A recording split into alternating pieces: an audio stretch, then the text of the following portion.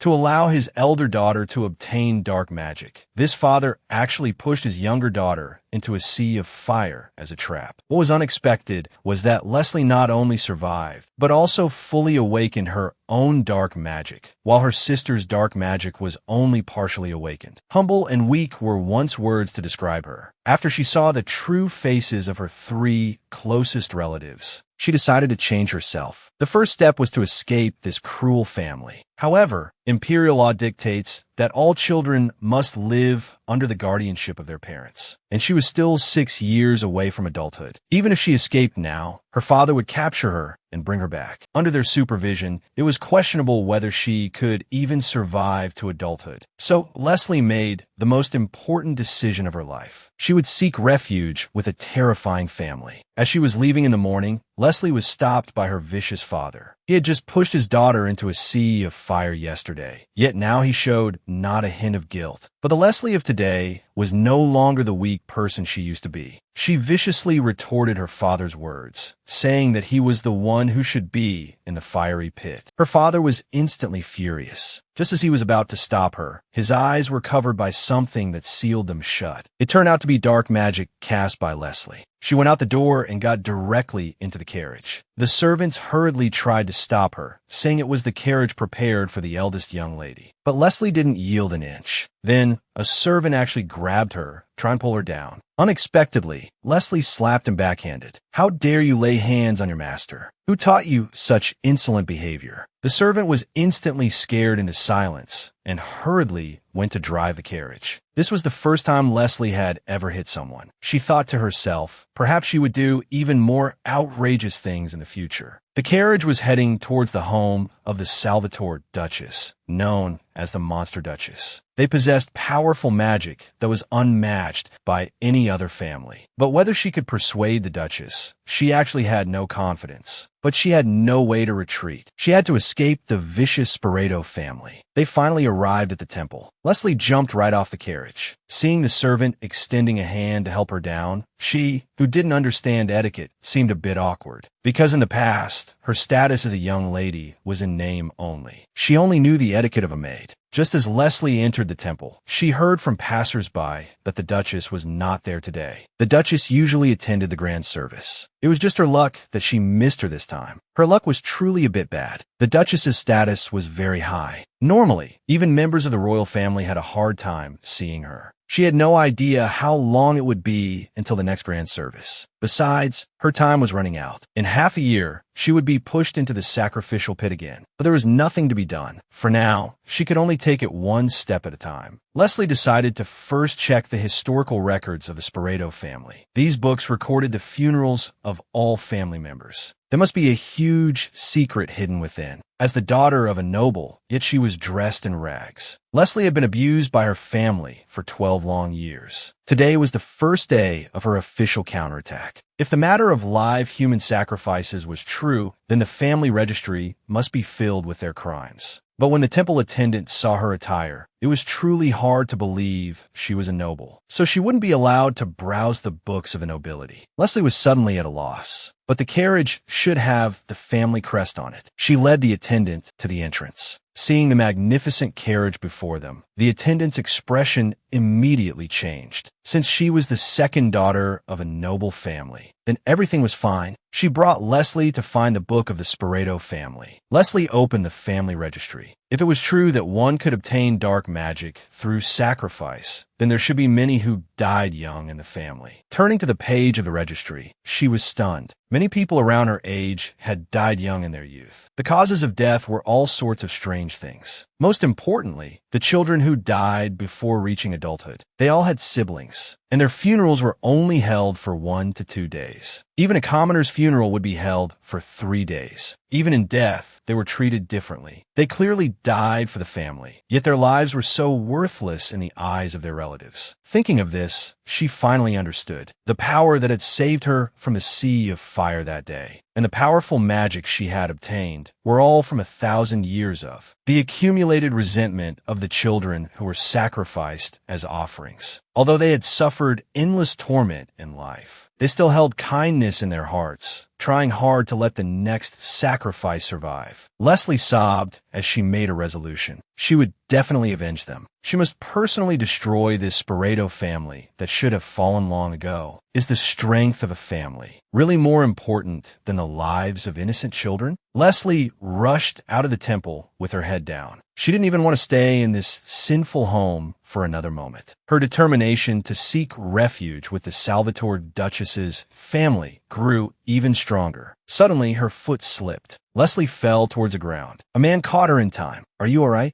This man exuded gentleness. He even carefully dusted off the hem of her skirt. Leslie thanked him, slightly embarrassed. She had never been treated with such gentleness. Watching his departing back, Leslie felt a strange sense of familiarity. From the temple, she returned to the front of her house. Leslie elegantly stepped down from the carriage. Suddenly, she heard a voice calling her name, and just as she turned her head, her wicked sister actually hugged her. Leslie looked disgusted. Has the sun risen from the west? To what extent could this woman be fake? At home, she treated her own sister like a servant. To obtain dark magic, she was even willing to send her own sister to her death. But today, she unexpectedly embraced her sister, speaking hypocritical and affectionate words. Leslie looked ahead with disgust. It turned out her fiancé, His Highness the Prince, was right beside her. Watching, she had to put on a harmless facade. This woman's fakeness was simply nauseating. Leslie didn't indulge her. She pushed her away with one hand. Ellie was instantly embarrassed. She wanted to get angry, but couldn't. Then she went even further, pretending to be pitiful, squatting on the ground with teary eyes. Leslie had long seen through her clumsy acting. While pretending to cry, she couldn't even help the corners of her mouth from turning up, because she knew that after Leslie treated her this way in front of the prince, she would surely suffer the consequences later. Leslie also knew this well. She had experienced such things many times. Her father, mother, and sister, and even the servants in the house, all wore such ugly masks. But the Leslie of today was no longer a pushover. She leaned in and asked in return, "Sister, are you really concerned about me?" Ellie was a little surprised. At a time like this, shouldn't she be too scared to even breathe? But for now, she had no choice but to continue her act. "Have you forgotten? It was because you doted on me that you threw me into the fiery pit." Ellie was a little terrified. This couldn't be heard by His Highness the Prince. Then she shamelessly continued, "You dare to be arrogant with me over such a small matter?" The sister before her suddenly revealed a powerful aura. Ellie couldn't help but tremble a little. Truly worthy of being the true daughter of a demonic family. The words she spoke were exactly the same as their vicious fathers. Seeing the aura behind Leslie, she finally realized. Leslie had actually obtained the dark magic she had always dreamed of. Leslie mocked. "What if father finds out that I'm the child who can revive the family? Will you, sister, become the me of the past?" Ellie was so scared she broke out in a cold sweat and fell to the ground with a thud. But she didn't want the so-called love of her family. She only wanted to destroy this vile family step by step. Ellie scrambled to chase after her, grabbing Leslie's sleeve with one hand, and accidentally tore her clothes. Leslie's burned arm was also seen by the prince. She calmly and elegantly explained, "This is a gift my sister left me. It's beautiful, isn't it?" Then she opened the door with a bang. This confident look was truly captivating. Unexpectedly, not long after Leslie returned home, someone came to teach her a lesson on behalf of her sister. A servant rudely threw off her blanket and forcefully pulled her slender arm, and questioned why she slandered the eldest young lady. "The burn on your body was clearly because you were stupid and bumped into a kettle." Then she forcefully pulled Leslie up, stating that she would be punished in the old-fashioned way. Heavens, is this really something a servant can do?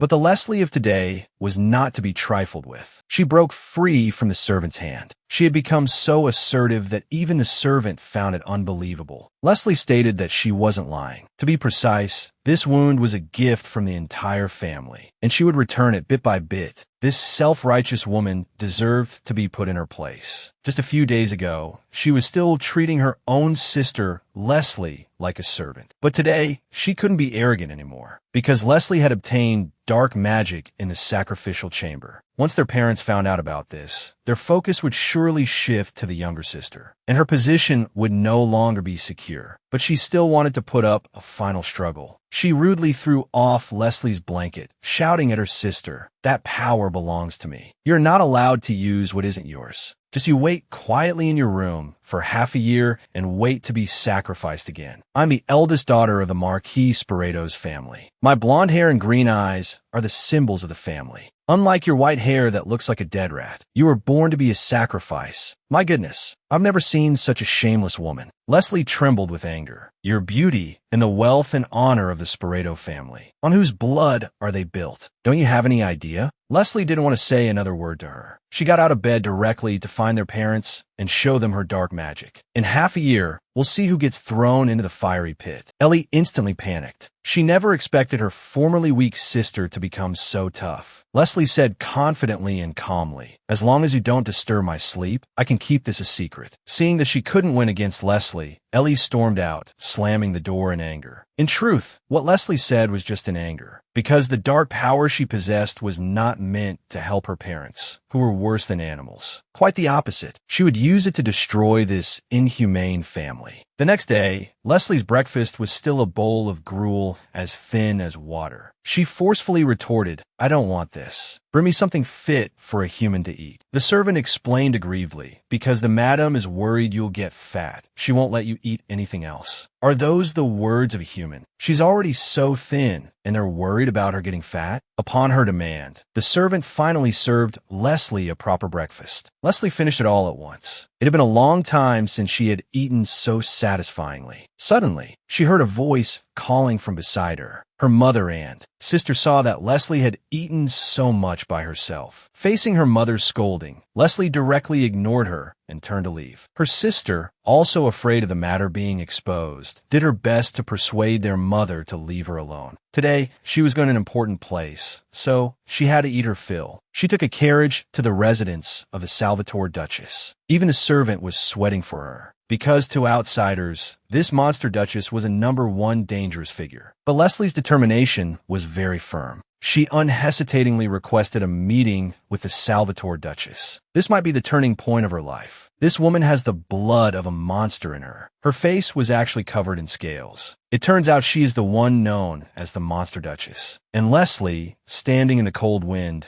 was waiting bitterly for this very Monster Duchess. Seeing Leslie's small and frail appearance, the Duchess asked, "Is this child 9 years old?" Little did she know, Leslie was already 12. Wasn't it because of abuse and malnutrition that she couldn't grow taller? But the Duchess didn't know that the Sporeto family had a second daughter. What she heard most was her father bragging about his elder daughter, bragging about how beautiful she was, bragging about how powerful she was. As for the younger daughter, Leslie, he lied to the public, saying she was frail and sickly. I really want to see such a scumbag father fall. Given that many families are still hostile towards the Salvatore family, it's better not to see the daughter of a marquis to avoid rumors. So the Duchess didn't plan to meet Leslie. It's so cold. If she's ignored, she'll probably leave soon. The butler hesitated but still followed the order. Leslie, on her side, was already shivering from the cold. The servant was also trying to persuade her, but she didn't want to give up. She told the servant to leave first and not to worry about her. But he was not to mention that she had come to the Salvatore Duchess's home. After some thought, the servant decided to quickly distance himself and leave first. The biting cold wind made her hands feel frozen, but there was still no movement from the Duchess's window. After a while, the Duchess finally finished most of her work.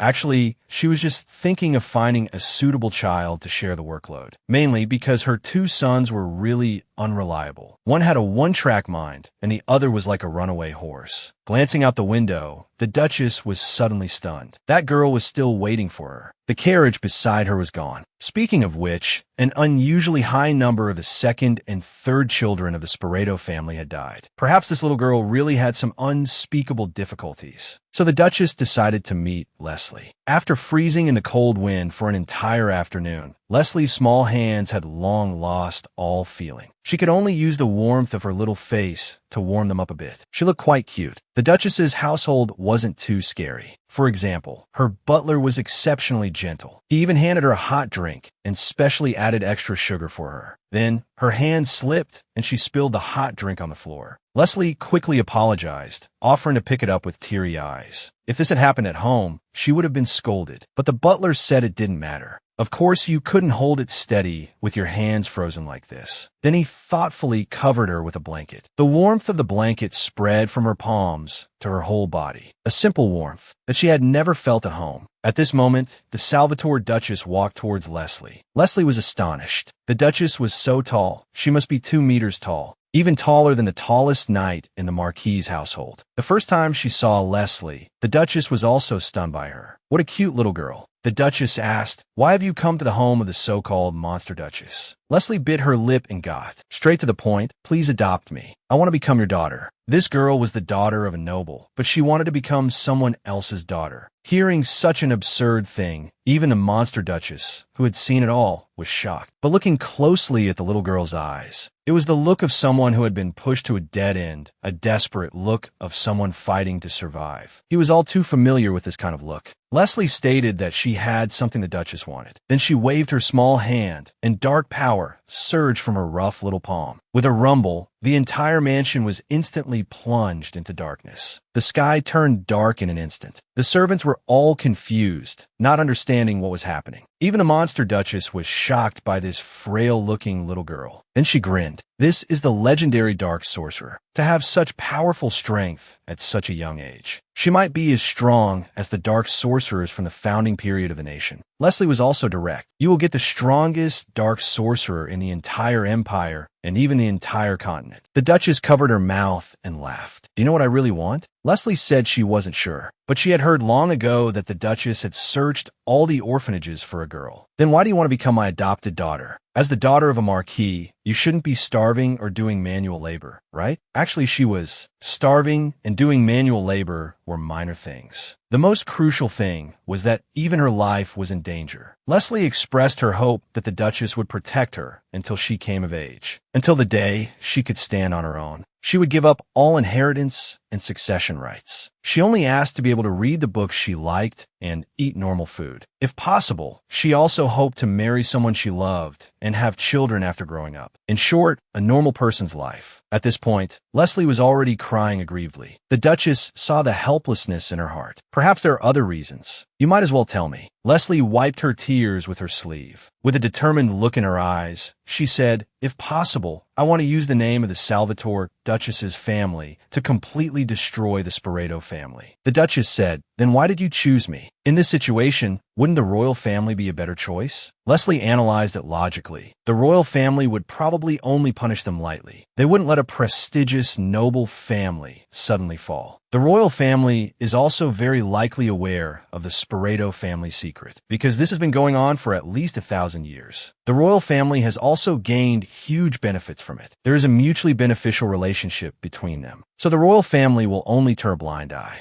I didn't expect this little girl to be so outstanding. The Duchess thought to herself, the people in our family are all dark-skinned. Having a fair-skinned child like this doesn't seem so bad. Although she looks small and has a low presence, she would probably be dazzling if dressed up well. And she's a dark sorcerer. The Duchess seemed to have already accepted Leslie, but she still wanted Leslie to consider it carefully. "Can you accept me taking off my mask? It might scare you." Leslie firmly said she could. As the mask slid off the Duchess's right cheek, Leslie's heart also trembled. The Duchess said, "When children see this, they usually either cry or tremble. Some have even fainted." But Leslie said with pity, "It looks very painful." Because she also had similar scars, she could empathize deeply. The Duchess thought, this child is indeed different. The next second, a rumbling sound came from Leslie's stomach. Leslie was so embarrassed, she lowered her head. She must have been too hungry from standing all day. The Duchess couldn't help but laugh, and warmly invited her to share dinner. This delicious food made Leslie feel like a whole new world had opened up. Suddenly, she heard a voice calling from her ear. Turning her head, she saw a tall man standing beside her. It was the Salvatore Duchess's son. This man was really lucky. He just went out and came home to a cute little sister. Seeing the little girl in front of him, the man looked at his mother in confusion. Leslie covered her small mouth, a little flustered. The Duchess glanced over and said proudly, "She's my daughter." Leslie's heart trembled. Just a few short words, but they warmed her heart immensely. She even suspected she was hearing things. The man was also a bit stunned. "What did I get a sister? I don't even know." The Duchess said just now, "Isn't your sister cute?" Then she turned to Leslie and introduced, "This is the person who will soon be your big brother." Beth, hurry up and say hello. The man confidently introduced himself. I am Beth, the commander of the Rinthal Knights. His sturdy armor shone brightly. He looked like a reliable man, but in the eyes of the servants, he was a simpleton. Why was he so serious when talking to a little girl? And he was several heads taller than her. This little girl would probably be scared to tears. Leslie swallowed her food with a gulp. She stood up gracefully, gave an adorable curtsy, and introduced herself. The servants were all surprised that she didn't cry. The Duchess said, "The conversation between you siblings is too formal." "Bethy, can you guess how old Miss Leslie is?" But he didn't seem to like the nickname Bethy. Looking at Leslie, who was only as tall as his chest. This height should be about 5 years old. Not only were the servants laughing at him,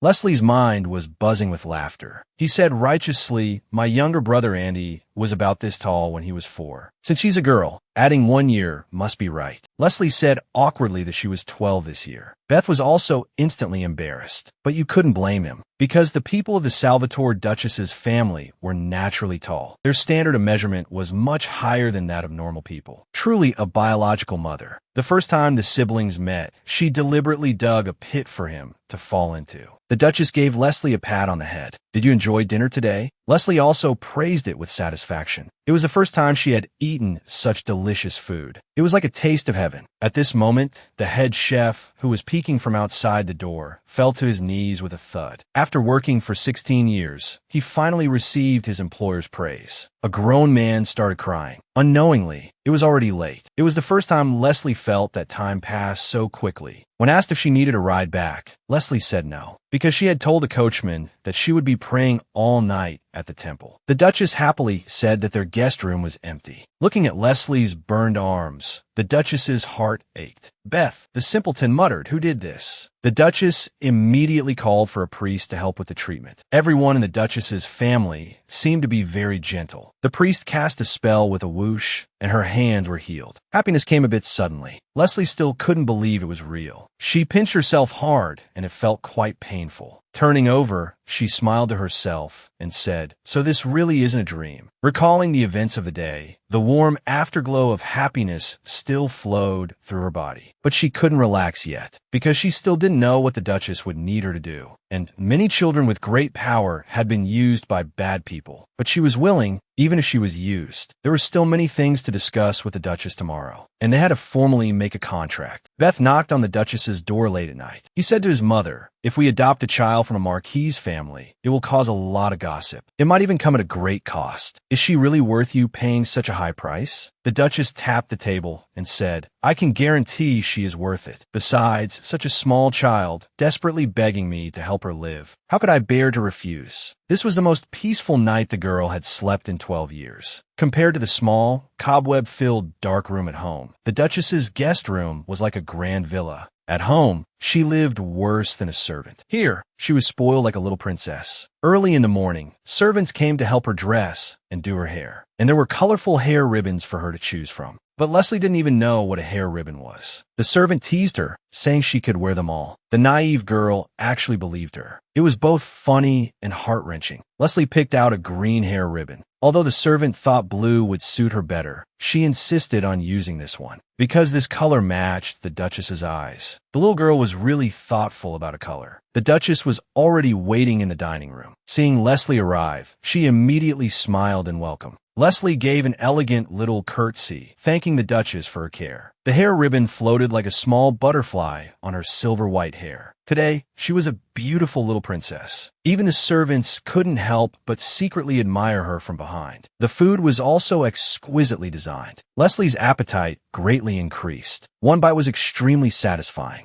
The servants all said that the little princess looked so cute even when she was eating. But when the Duchess suddenly turned her head, the cute servants shrank back. What an interesting family. But after eating, it was time to talk business. Leslie nodded in response, "Yes. I'm sure you've already guessed that I plan to adopt you as my daughter. But you don't have to thank me, because I will also use you if necessary." She didn't expect the Duchess to be so direct, but being so straightforward was actually more comfortable. But adopting a child from a noble family is not an easy matter, especially from the highly prestigious Sporeto family. However, Leslie firmly believed the Duchess could do it. The Duchess also gave a clear answer. After all, the Salvatore family's rank was higher than the Sporeto family's. Besides, she was the head of this house. but she also needed time to handle it. On one hand, to complete the procedures. On the other hand, to deal with the royal family and other nobles. The most important thing was to get the consent of her biological parents. After all, her biological parents were still alive. It would be unjustifiable to adopt her without permission. At the mention of her parents, Leslie's heart tightened. Can such people even be called parents? The Duchess said it would take at least a month. You should know that a month for Leslie was also a very painful ordeal. Leslie thought, maybe I should just stay here and not leave. I really don't want to see those relatives who are worse than animals. But on second thought, she really couldn't be so reckless. Because staying here now would definitely only cause conflict between them. It would only add to their troubles. It was already great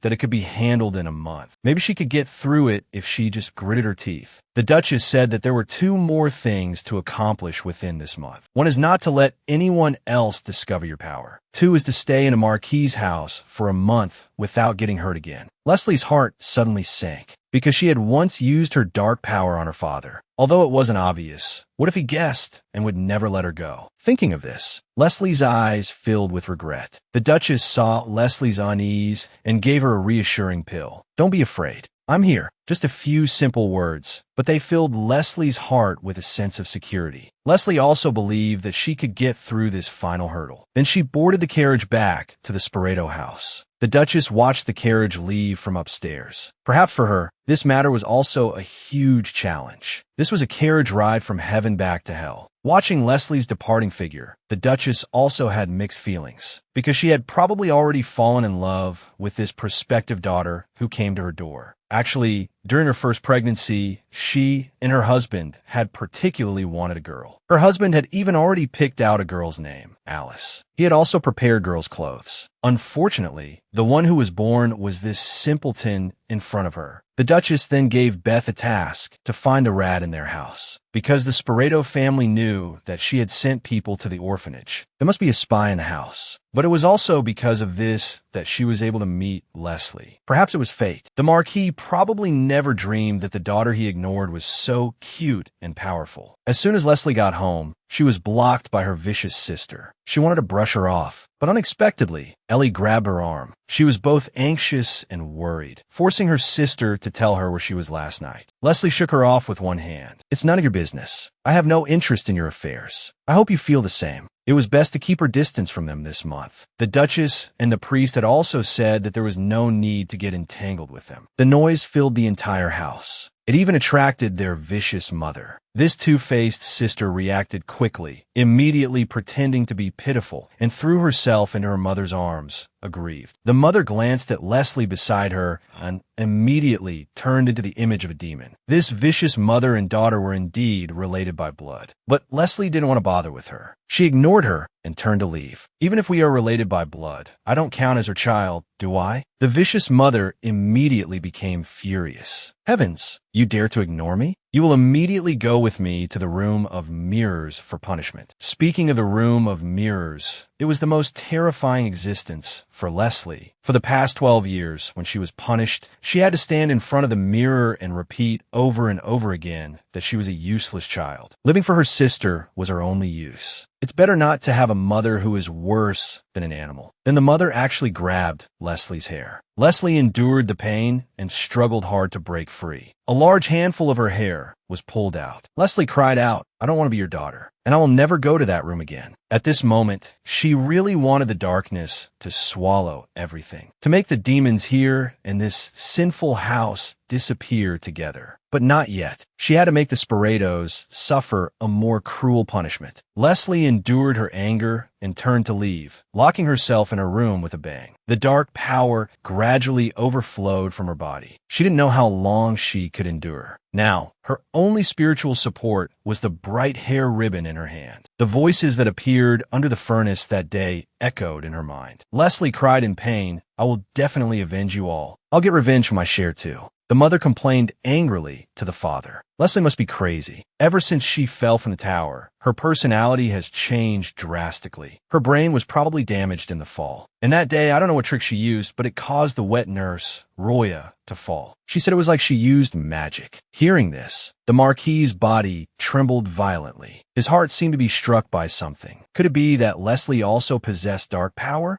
so he searched through books all night. Was it possible that a child destined to be a sacrifice could also possess dark power? But the books had recorded that a child born with honey-colored hair and eyes like green shade was destined to stand at the top of the Sporeto family. And the one with silver hair was destined to be the first child sacrifice. Could this also be wrong? If Leslie really possessed dark power, then it would be killing two birds with one stone. Send Ellie to the royal family as a consort as planned, and then send Leslie to the war-torn lands to fight. Then it would be a double harvest of dowry and prize money. Thinking of this, the Marquis couldn't help but laugh out loud. He thought that even the Salvatore Duchess, that woman, wouldn't be able to look down on him then. Now he needed to confirm the extent of Leslie's power. The Marquis opened a book full of ancient language. Turning to a page, he was suddenly stunned. The silver-haired child will also have a weak power. Just by pushing them into the fire, the power they possess can be strengthened. Seeing this, the Marquis laughed with delight. The corners of his mouth lifted as he said, "I was right. The second dark sorcerer is born. I've never seen such a hypocritical father."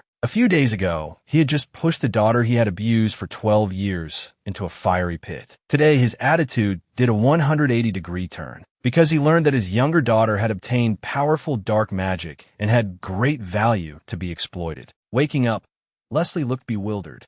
The servants who used to bully her were now all greeting her with smiles. The vicious wet nurse also handed her a beautiful dress with a smile. "By the way, isn't this dress Sister Ellie's? She'll probably go crazy if she finds out." The wet nurse said, "Miss Ellie is just giving her sister a dress. Why would she go crazy? This is truly unprecedented. How could Ellie possibly give me her clothes?" In the past, the dresses she outgrew were all torn to shreds and thrown away. She even wore an ugly, boastful expression. Just thinking about it makes me angry. But then she heard that the Marquis wanted to invite her to eat with him. He had even specially prepared her favorite food. But could one really eat with such a person? Definitely not going. This made the wet nurse panic. But after thinking about it, Leslie decided to go after all to see what scheme he was up to. But she wouldn't wear this dirty dress. Seeing Leslie before her, Ellie frowned in anger. It was annoying enough that her favorite dress was missing, and that Jinx was sitting in my seat. Why was she even in the dining room? Ellie rushed over, about to grab Leslie's hair. She heard her father's voice stopping her. "How could you do that? You were about to pull your sister's hair." Tears of grievance welled up in Ellie's eyes. She suspected she was hearing things. "My dear father is actually angry at me." Then, she used her tried-and-true method of acting cute, putting on a pitiful appearance. But unexpectedly, it didn't work this time. Instead, she was scolded. Then her father bowed his head and gently greeted Leslie. Ellie's face instantly turned pale with fright. What spell was her father under? Leslie was also confused. Learning that her dress had been given to her sister, Ellie's mood completely collapsed. But just as she was about to argue, she was scolded by her father again. "Look at your wardrobe. You have hundreds of dresses. As an older sister, you're so stingy about giving your sister one thing. I think you're deliberately bullying Leslie." Then he turned his head and scolded the children's mother. "A 10-year-old child is so thin and you don't care. What on earth have you been busy with all year?" The mother was also instantly speechless with anger. Then he hypocritically said to Leslie, "Daddy will protect you." Leslie was a bit speechless. "I'm 12 this year, not 10. She glared at him fiercely. The Marquis was also a bit speechless. What's wrong with a father taking care of his daughter? Leslie retorted, "You weren't like this before. You only ever hit me, yelled at me, and scolded me, and locked me up, and you did something even worse recently." In the face of all this solid evidence, explanations seemed pale and weak. This bastard father could only apologize awkwardly. But the wounds Leslie had suffered could not be healed with just a few words. She stood up and stormed out, slamming the door, and said, "I will never forgive you." Leslie thought, he's actually become like this. Could it be that he's realized my value? But it doesn't matter. As long as I don't expose it myself, no one will know of its existence. At this moment, Ellie intercepted Leslie, asking her if she had told their father about the dark power. Leslie asked in confusion, "I didn't say anything. Wasn't it you who told him?"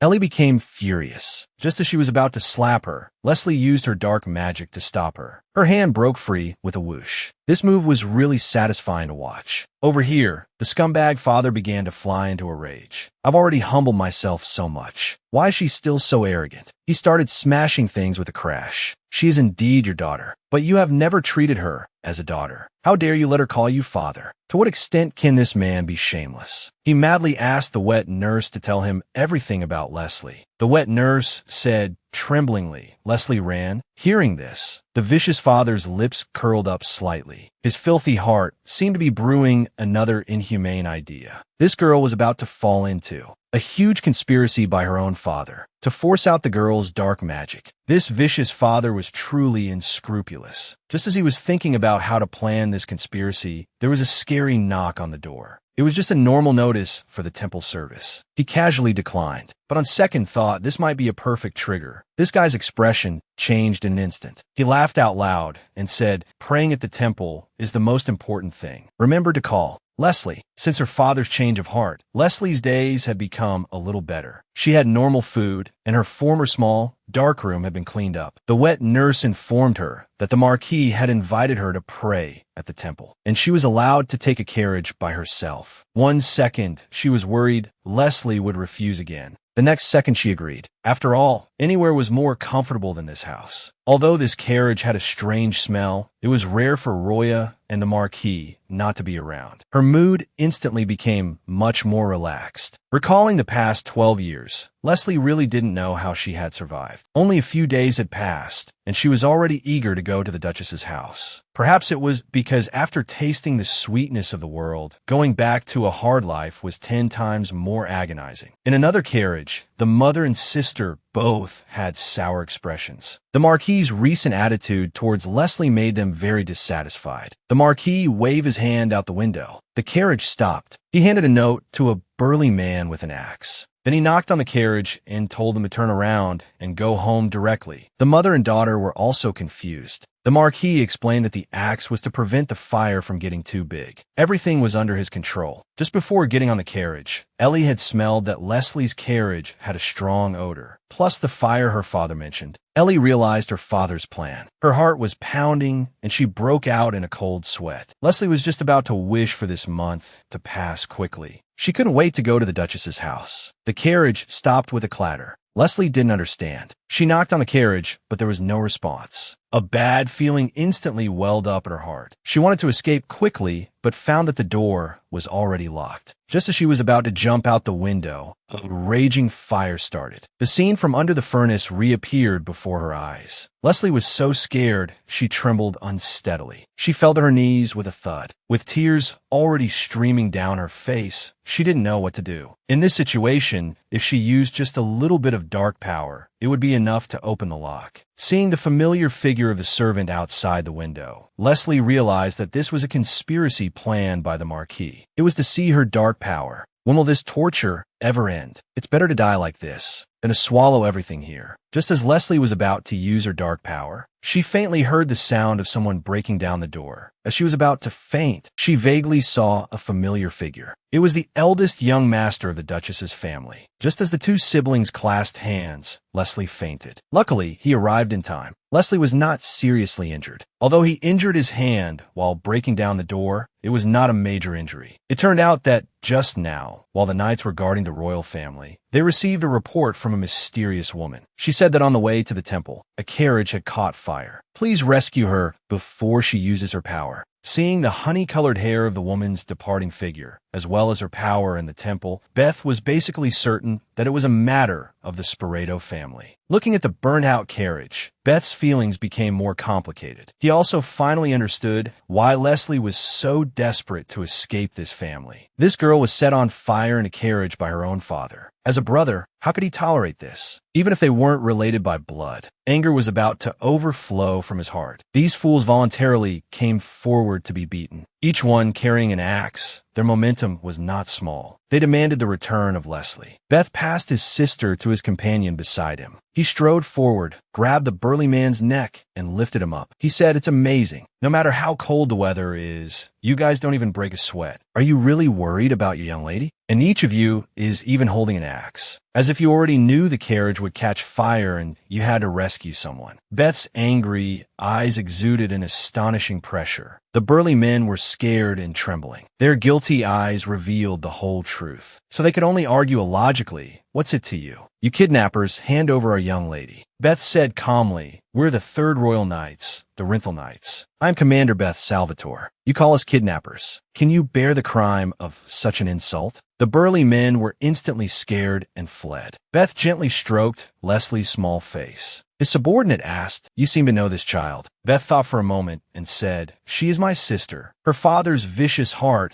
was like this raging fire. It seemed she had nowhere to escape. Leslie suddenly woke up from her dream. Tears had already soaked her eyes. At this moment, a gentle figure appeared. Her uneasy heart seemed to calm down at once. The Duchess handed Leslie a cup of medicine. She drank in one gulp, and it was incredibly bitter. But the Duchess was very thoughtful. She also brought sweet cookies to relieve the bitterness. Thinking about what happened today, Leslie was still shaken. She was very afraid of losing the last person who protected her. So she asked the Duchess about the contract, because once they signed a contract, the Duchess would have to abide by the agreement. A 12-year-old girl's heart was so lacking in security. The Duchess readily agreed and promised to stay with her until she fell asleep. Only then did Leslie fall asleep peacefully. Marquis Sporeto is simply too shameless. Thinking of this, the Duchess couldn't help but get angry. Although she didn't understand why they did this, their family had many children who died mysteriously. This showed that the matter was not simple. So the Duchess decided to go to the Marquis's house to have a good meeting with this shameless fellow. Ellie threw off her headscarf. She thought, "I shouldn't have done anything wrong this time." At least this way, she could prevent her father from discovering Leslie's power. But she didn't expect that her father over here was already furious. The seamless plan was actually ruined, and he learned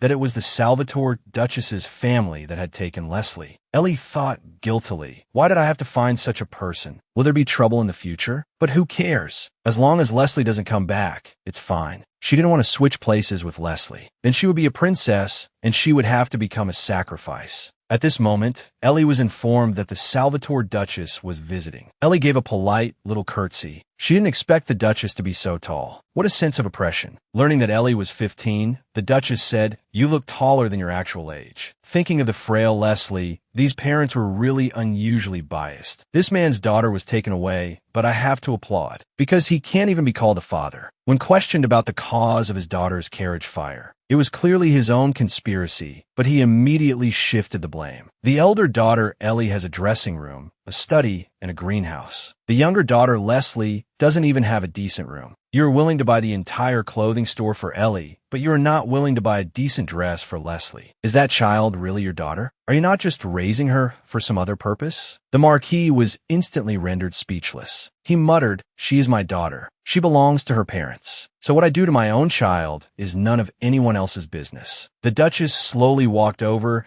and said disdainfully, "This is the most inhuman thing I've heard this year." The Marquis threatened furiously, "Give her back to me immediately. Otherwise, I will lead the knights to attack the ducal residence." The Duchess pushed him down with one palm, her hands pressing down hard on the chair. With a crack, the wooden chair was crushed to pieces. "Please do so as soon as possible. Then I will twist your head off with my bare hands." After saying that, the Duchess turned and left coolly. The Marquis could only sit there dumbfounded. Over here, Leslie had just woken up in the Duchess's house. Thinking about what happened before, she was still scared to death. Suddenly, she heard a stranger's voice from outside the door. After all, she was in someone else's house. Leslie was a little flustered. She could only lie down in a hurry and continue to pretend to be asleep. She heard a strange man's voice by her ear. He seemed to be very interested in her, learning about the harm Leslie had suffered. He even said he would find a chance to twist the Marquis's head off. As soon as Leslie opened her eyes, she saw the scarred man with a full beard in front of her. She was so scared that she threw herself into Beth's arms with a thud. Beth patted Leslie's back and explained, "Don't be afraid. This is just my father." Unexpectedly, this rugged uncle was heartbroken. He said aggrievedly, "Is my face really that scary? Would it be better if I cover the scar like this? If that doesn't work, I'll just cover my head." This simpleton uncle also managed to make Leslie laugh. An adult was trying so hard to make her feel at ease. It was the first time she had encountered this, and it was a stranger with no blood relation. Knowing that this uncle was not a bad person, Leslie gave a polite little bow and introduced herself. Zion's eyes instantly lit up. He thought, how can such a cute girl exist in the world? He suddenly squatted down and introduced himself. From the looks of it, this prospective father is most likely a doting father to his daughter. Perhaps Leslie's good days have really arrived. This scarred man with a full beard is a complete, doting father to his daughter. If such a sweet and cute girl became his child, it's understandable that he couldn't contain his excitement. He watched Leslie eat with a gratified expression. He was still worried that she wasn't eating enough and wanted to get her meat. But the little girl had just woken up and couldn't eat greasy food. After being stopped by the butler, he still looked aggrieved, hearing that she had been sleeping in the Duchess's house for 3 days. Leslie was also a little surprised. She said worriedly, did the Sporato family cause any trouble during this time? Actually, she knew very well. The Marquis, a person who would do anything for a little profit, would definitely come to cause trouble. But Zion replied with a smile, nothing happened at all. His big hand didn't forget to slightly cover the scar on his face. Then he said even more proudly, my lovely wife personally gave him a good thrashing. The butler was startled by this. But Leslie was like a blank slate who had not yet seen the world. She didn't even know what thrashing meant. Used to the humble life at home, she even had to think about whether she would be scolded for asking a question. But after all, this place was different from her former home. In the end, she asked loudly, thrashing is when you snap someone's neck. Before the butler could stop him, this straightforward man said it. Leslie's curiosity was quite strong. She asked so many questions that Beth broke out in a cold sweat. Zion was even kicked out of the door. Poor him. He really had no status in the family at all. After all, he came from a mercenary background, so it was understandable that he spoke without restraint. Leslie said naively, did the Duchess really twist the Marquis's neck? Beth broke out in a cold sweat. He quickly explained that the Marquis had indeed come to the door and publicly shouted. He had also hired many experts who specialized in shady business. Although only the Duchess was at home that day, he had chosen the wrong opponent. In just a few moves, this group of experts was beaten so badly they fled. In the end, she grabbed the Marquis's arm. With a crack, she broke it. Hearing this, Leslie was surprised. The Duchess broke the Marquis's arm. Zion even dared to call the Marquis a fool. The person who once seemed so powerful and terrifying now didn't seem so strong and completely unbeatable. Beth also took on the appearance of a big brother, gently feeding Leslie. The butler gently opened the door to the room. She couldn't imagine that this large and exquisite room would be hers in the future. Her small feet stepped on the soft carpet as if stepping on clouds. There were also dedicated servants assigned to her. He looked so gentle. The love that has been missing for the past 12 years can be made up for right here. The girl has a new mother. She instantly transformed from a poor wretch into a little princess. This new father dotes on his new little daughter. He has a fierce appearance, even a scar on his face. But the moment Leslie is mentioned, his face instantly fills with delight. He spent the whole night in front of his wife, praising how cute Leslie is, saying she's beyond compare to those two rascals. But completing the formal adoption is still a bit tricky. The Marquis is quickly erasing the evidence of his abuse of Leslie. Sayin says that if that Marquis fellow is sent to the battlefield, he'll have to pretend to slip and snap his neck. That's actually a pretty good idea, though not very practical. Early in the morning, the Duchess was waiting for Leslie to have breakfast. The family is happy and harmonious. This is what a family should be like. Her older brother Bess also dotes on his little sister, immediately calling her to sit beside him. Seeing that the tiny Leslie even struggled to get into her chair, Sayin immediately wanted to arrange for a new one. He also wanted to arrange for more beautiful new clothes. Custom-made ones would probably take some time. He had to call someone to take her measurements right away. Leslie was a bit overwhelmed by the favor. She sensibly said there was no need to buy a new chair. I will eat all my food and grow tall quickly. It's such a waste to buy a new chair just for my height. The Duchess said their family is quite wealthy. Your comfort is more important. She immediately tapped the table and arranged for everything. It's so nice to have such a lavish mother, besides the thoughtful care of her parents. Bess also has to take his sister shopping. If he has to work, then he should just take a day off. Sayin was also bursting with childish excitement, clamoring to go too. But as the Duchess's proxy, he had a mountain of documents to handle. Bess saw his younger brother outside the window. He immediately picked Leslie up. Pointing to the red-haired guy downstairs, he said his name is Andy. He's about to become your second older brother. And the back of the other person looked somewhat familiar. It turned out he was the eldest son of the Duke Vitanra's family, Conrad. Conrad glanced back, and Leslie recognized him, because his golden eyes were unforgettable. He had once helped Leslie up at the temple when she almost fell. Bess said that Conrad has a very powerful voice. He is also a member of the Truant Knights. He's actually a holy knight. That sounds very impressive. Just as she wanted to take another look, he had already disappeared. Just then, a young man's voice reached her ears. Red hair, green eyes. He was also very tall, but he spoke rather impolitely, brother. What is that thing? Leslie was also bewildered. This second brother didn't seem easy to get along with. One moment, the red-haired man was aggressive. The next, he was slapped by his older brother. A slap that was really fast. But to call such a little cutie a thing, he deserved it. Leslie thought it looked painful just watching. The handsome young man Conrad beside them was flustered, seeing that familiar face. Leslie's face turned red with shyness. She quickly turned her head away. Hopefully, he had forgotten how pathetic she looked back then. Leslie shyly hugged Bess's shoulders tightly. Unexpectedly, the thing she feared most happened. Conrad actually stepped forward to greet her, and he introduced himself in a friendly manner. But Leslie just hastily said her name without adding her surname. She knew it sounded snobbish, but she didn't want to add the surname of that sinful family. And she couldn't call herself Leslie Selvey yet. But luckily, Conrad didn't mind. Instead, he even complimented her. Leslie is a beautiful name. Then he gave a polite bow and turned to leave. When Leslie turned her head to look, he was already gone. Only a pathetic Andy was left lying on the ground.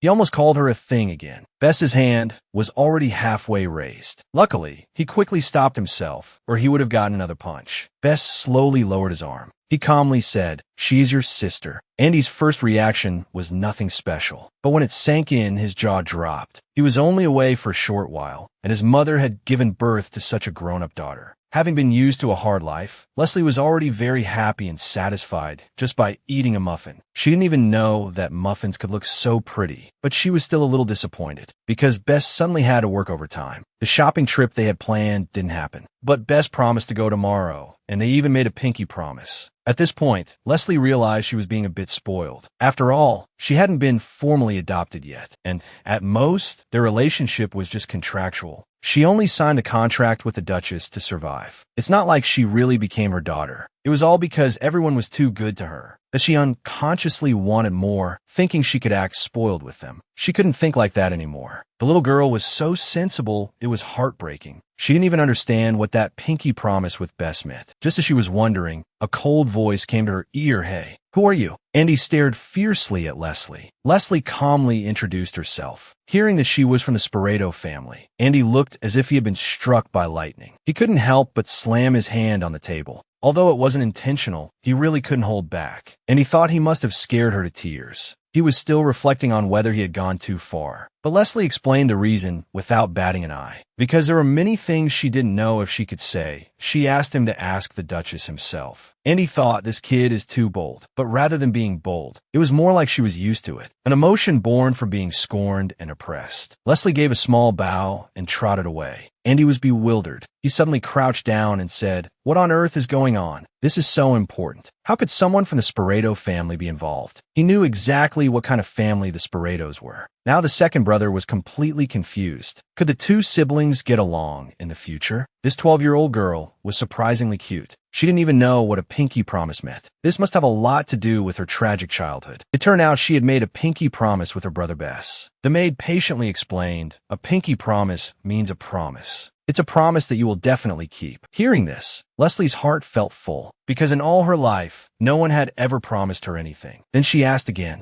"Then what's the difference between a contract and a pinky promise? Aren't they both promises?" Contracts are generally used by adults. They are more formal agreements. Pinky promises are usually for children. Although they were simple questions, it was clear that the young lady before her had a complicated past. Outside the window, the cold wind was blowing. It looked like it was about to snow. The maid was clearly unable to bear the cold, but Leslie wanted to sit for a while longer. When asked if she wanted a cup of hot cocoa, Leslie had another question. She didn't even know what cocoa was. This was a staple hot drink for children in noble families. Her knowledge of life was lacking to this extent. What kind of childhood did she have? Hearing that it was a sweet and delicious hot drink, Leslie's eyes lit up. She tugged on the maid's sleeve, inviting her to drink with her. On the way to get the hot drink, when the Duchess asked about Leslie's situation, the maid hesitated, unsure if she should say anything. Finally, she mustered the courage to speak that "My lady, she's a bit strange. She doesn't understand what a pinky promise is. She doesn't know what cocoa is." and she doesn't know why muffins can look so pretty. She doesn't know much about common things, but she uses difficult words like contract, and I always feel she's too sensible. When young Master Bess suddenly couldn't take her shopping, she just smiled and said it was okay. If it were any other child her age, they would probably throw a bit of a tantrum. After listening, the Duchess fell silent. She just said quietly, she is a child with a story, so we need to pay more attention to her. It's truly unimaginable how this child has lived for the past 12 years. The maid brought 2 cups of sweet hot cocoa, but Leslie had already fallen asleep by the window. Actually, she had been sleepy for a long time. She just didn't want to miss the sparkling stars in the sky, because in the past, she rarely had the chance to look up at the free sky. The maid carefully picked Leslie up. She gently placed her on the bed, her heart filled with mixed emotions. Have a good dream, my lady. The next morning, after a night of wind and snow, the surroundings were covered in a thick layer of snow. When a maid came to the room, Leslie was already sitting by the window, watching the snow. She was so excited about today's shopping trip that she woke up early. Despite the extremely cold weather, Bess arrived on time for their appointment. Draped in gray-green fur, he looked exceptionally tall and handsome. Leslie, dressed like a fur ball, trotted over. Bess picked up his sister in one motion. The maid explained, this is what young Master Andy wore when he was 10. It's the smallest, thick clothing in the house. A 12-year-old wearing a 10-year-old's clothes, and they were still so big. It was quite a blow. Bess comforted her. You're a girl. You're naturally more petite. Don't worry about it. Unexpectedly, the butler poked Bess, delivering a sharp blow. Young Master Bess. Actually, girls should grow faster than boys when they're young. Bess thought, don't ruin the mood. He could only console her. Just eat more meat, and you'll grow tall quickly. Leslie naively believed him and asked, can I grow as tall as the Duchess? That should probably be possible. This was a girl's first time shopping in 12 years. That day, she was dressed like a furball. She threw herself into her brother's arms, feeling an overwhelming sense of security. Even something as simple as looking out the window felt exceptionally relaxing and free to the poor child. From this moment on, the love that had been missing for 12 years would slowly be returned. The high-end clothing store was filled with a dazzling array of clothes. The maid didn't hesitate when shopping. Bring everything our young lady can wear. Loungewear, formal dresses, winter coats, cloaks, as well as shirts, trousers, and gloves. If you don't have them in stock, take her measurements for custom orders. What a lavish, noble family. Speaking of custom ordering trousers and shirts, that probably meant the Duchess would personally teach Leslie. After all, physical fitness is also very important for a girl. Leslie changed into a thick shirt, blue with gold trim, looking rather noble. The petal-like embellishments on the skirt's hem made her look exceptionally elegant. As long as she liked it, they would buy it all. After all, the family wasn't short on money. But happy times are always interrupted by killjoys. Leslie had just turned a corner to go to the restroom when she was grabbed firmly by a pair of familiar hands. That vicious sister was pestering her again.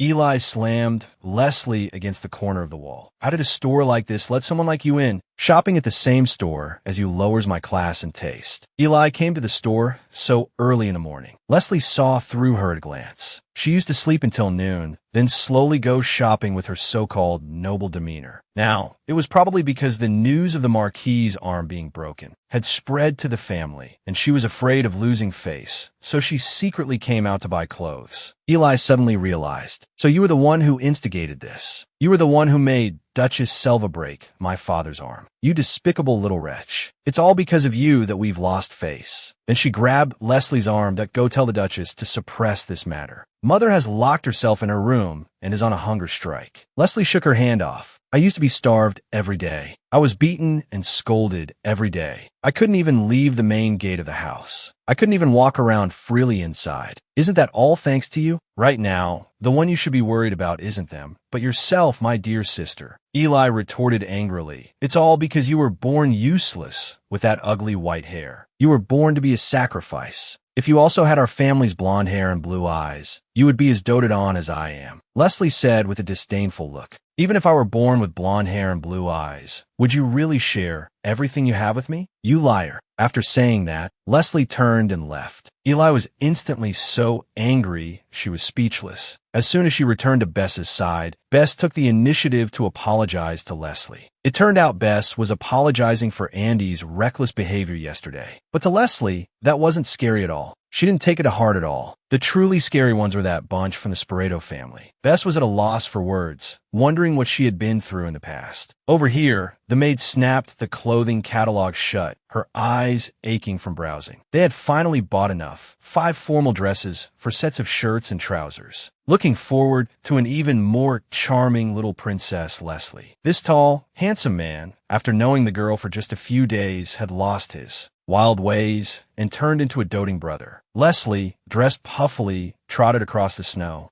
Suddenly, she was captivated by a dazzling toy house. Her big brother called out and pointed towards the toy house. This was the first time Leslie had ever seen so many toys. There were cloth dolls and all sorts of figurines. Leslie stared intently at a black rabbit. Bess also said she could pick whatever she liked, but Leslie sensibly said, "No, thank you. Just looking is fine." She thought to herself that dolls weren't a necessity. She had lived for 12 years without a single doll and had gotten by just fine. Bess picked Leslie up, insisting that she choose one. But Leslie still shook her head, saying no, thank you. Bess thought for a moment and said, "Then I'll just have to buy all the dolls here. Boss, please wrap up everything in the store." What a lavish big brother. Leslie was stunned. Bess said, "How can someone from our Selva family enter a store and not buy anything? Strange rumors might start. It wouldn't be good if people suspected our family is having financial problems. If you don't like any of them, then this is the only way." Leslie quickly stopped Bess. She awkwardly said she only wanted the black rabbit. "You can speak up about the things you want. This isn't the old Marquis residence anymore." This feeling of being valued gave Leslie an unprecedented warmth. Just a piece of cake and a cup of hot cocoa could make her so happy. Actually, she could be a little more willful. Her being so sensible was all the more heartbreaking. How on earth did that Marquis family raise child? She had never even played like a child. Just standing a snowman cookie on her hot drink was a novel experience for her. She quickly called for her brother Bess to look. Perhaps this was the innocence a child should have. But unexpectedly, the cookie melted in an instant. To others, it was a small thing, but the kind-hearted girl thought she had been a bad person and cried sadly. That night, she even specifically asked the maid to keep a secret. Leslie woke up in the middle of the night. She quietly got out of bed, picked up the doll, and said happily, "My brother bought this for me. It's black, just like you. And the color of the bow is just like my eyes." The darkness under the bed shyly touched the doll. The kind Leslie, even after finding happiness, did not forget to share it with the siblings who saved her from the fire pit. The next morning, Andy was startled when he saw Leslie and quickly turned his head away in embarrassment. The Duchess arranged for Andy to teach Leslie theory, but Sam was clearly not convinced, obviously looking down on his son.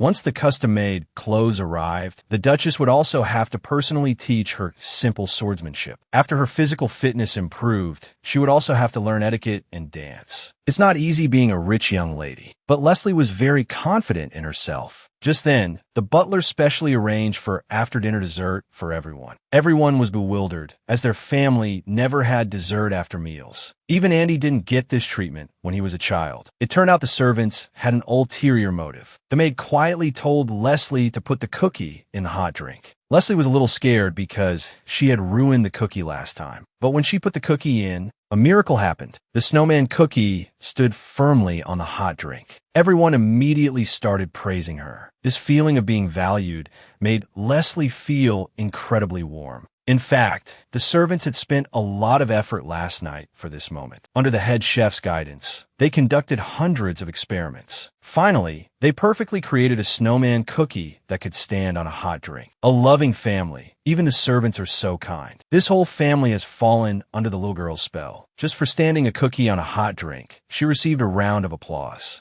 Even the Duchess praised her generously. It's unimaginable. This is the family known to the outside world as monsters. Sitting on the side, Andy was bewildered. In just a few days, the whole family had gone crazy. He was the last line of defense for this family. He had to hold on. The family's enthusiasm made Leslie blush. Although she knew everyone was clapping to humor her, this feeling of being cared for truly made her happy. Andy slammed the table. "Hey, from today on, I will be your teacher." Unexpectedly, Leslie gave a deep bow and said thank you. Andy was a bit surprised. There's no need to be so respectful. It's what Mother ordered. Even if you didn't act like this, I would still teach you properly. As the last line of defense for the Selva family, Andy decided he had to give this girl a hard time. A large pile of books was slammed onto the table. These are the absolute basics. You can keep up, right? Leslie was startled. In fact, these were books that only senior academy students could understand. He had to make this girl who had infiltrated the Selva family suffer. He just couldn't understand why everyone else was so nice to her. Even his big brother,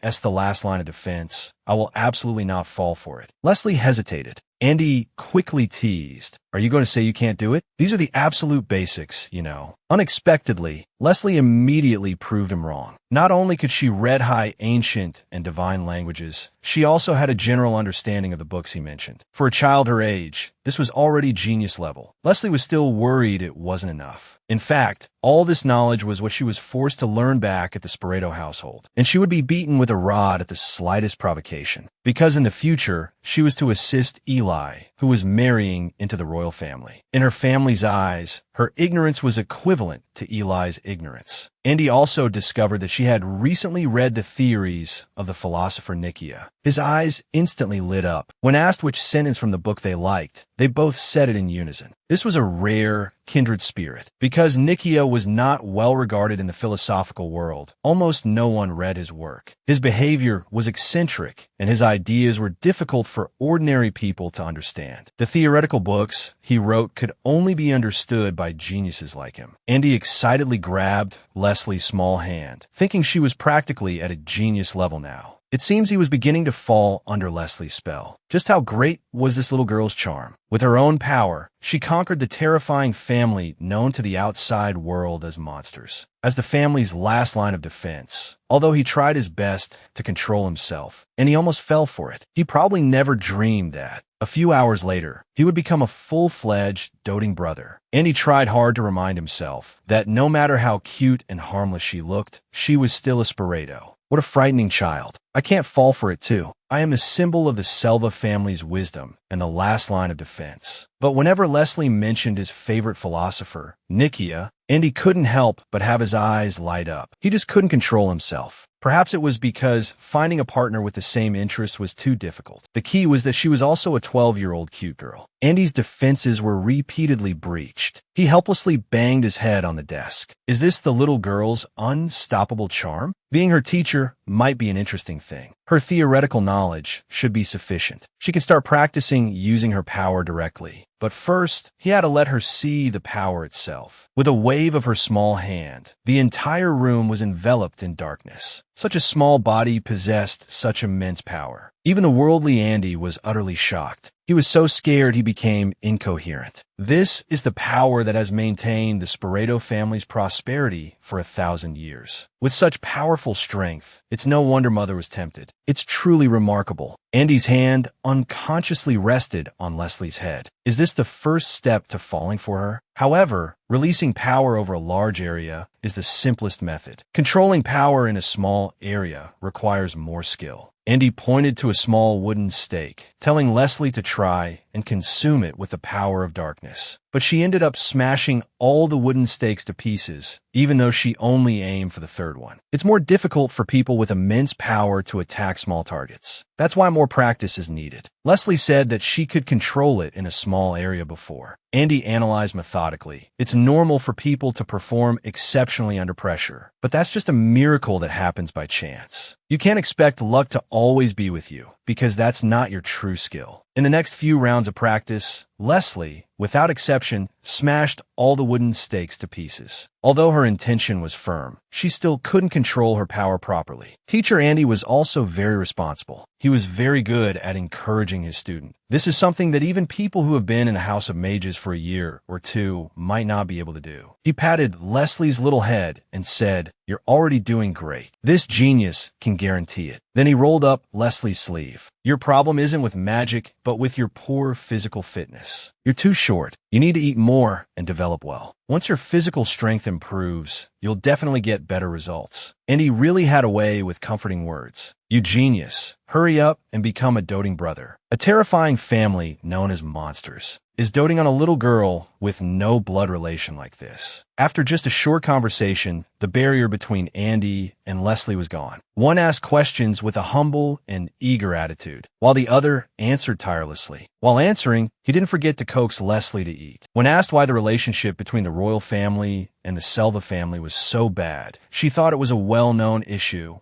But the little girl was exceptionally curious. The main reason is that the Selva family is too powerful. The royal family always feels that the Selva family is above them, so they have always disliked the Selvas. You can tell just from their royal crest. A two-headed snake biting the sun and the sun and moon usually symbolize the sky. This means they are the gods who rule over everything. It's only natural that a royal family that sees itself as gods cannot tolerate other powerful families. If the Selva family hadn't been rumored to be a family of monster dukes and hadn't become an object of fear and avoidance, perhaps the royal family's targeting would be even more blatant. Hearing this, Leslie was shocked. So being called the Monster Ducal family was just a rumor they spread themselves. No wonder everyone is so kind and friendly, not like monsters at all. I never thought the royal family could be so petty, targeting the Selva family for just that reason. However, not all royals have a bad relationship with the Selva family. For example, Conrad. Although he's a young master of a ducal house with royal blood, he is also my friend. As the two were chatting happily, they were summoned by the Duchess. Leslie's young master broke Andy's heart. "Why do you call me young master, Andy?" Leslie looked embarrassed. After all, she hadn't officially become a member of the ducal family, so she didn't dare to call him casually. Unexpectedly, Andy jumped to a conclusion. "You don't want to? If you don't want the Selva name, you're already part of our family, so you should change how you address me sooner. Calling me young Master Andy is a bit too distant, don't you think?" Leslie nervously gathered her thoughts and slowly called out, "Brother Andy." That brother melted Andy's heart. That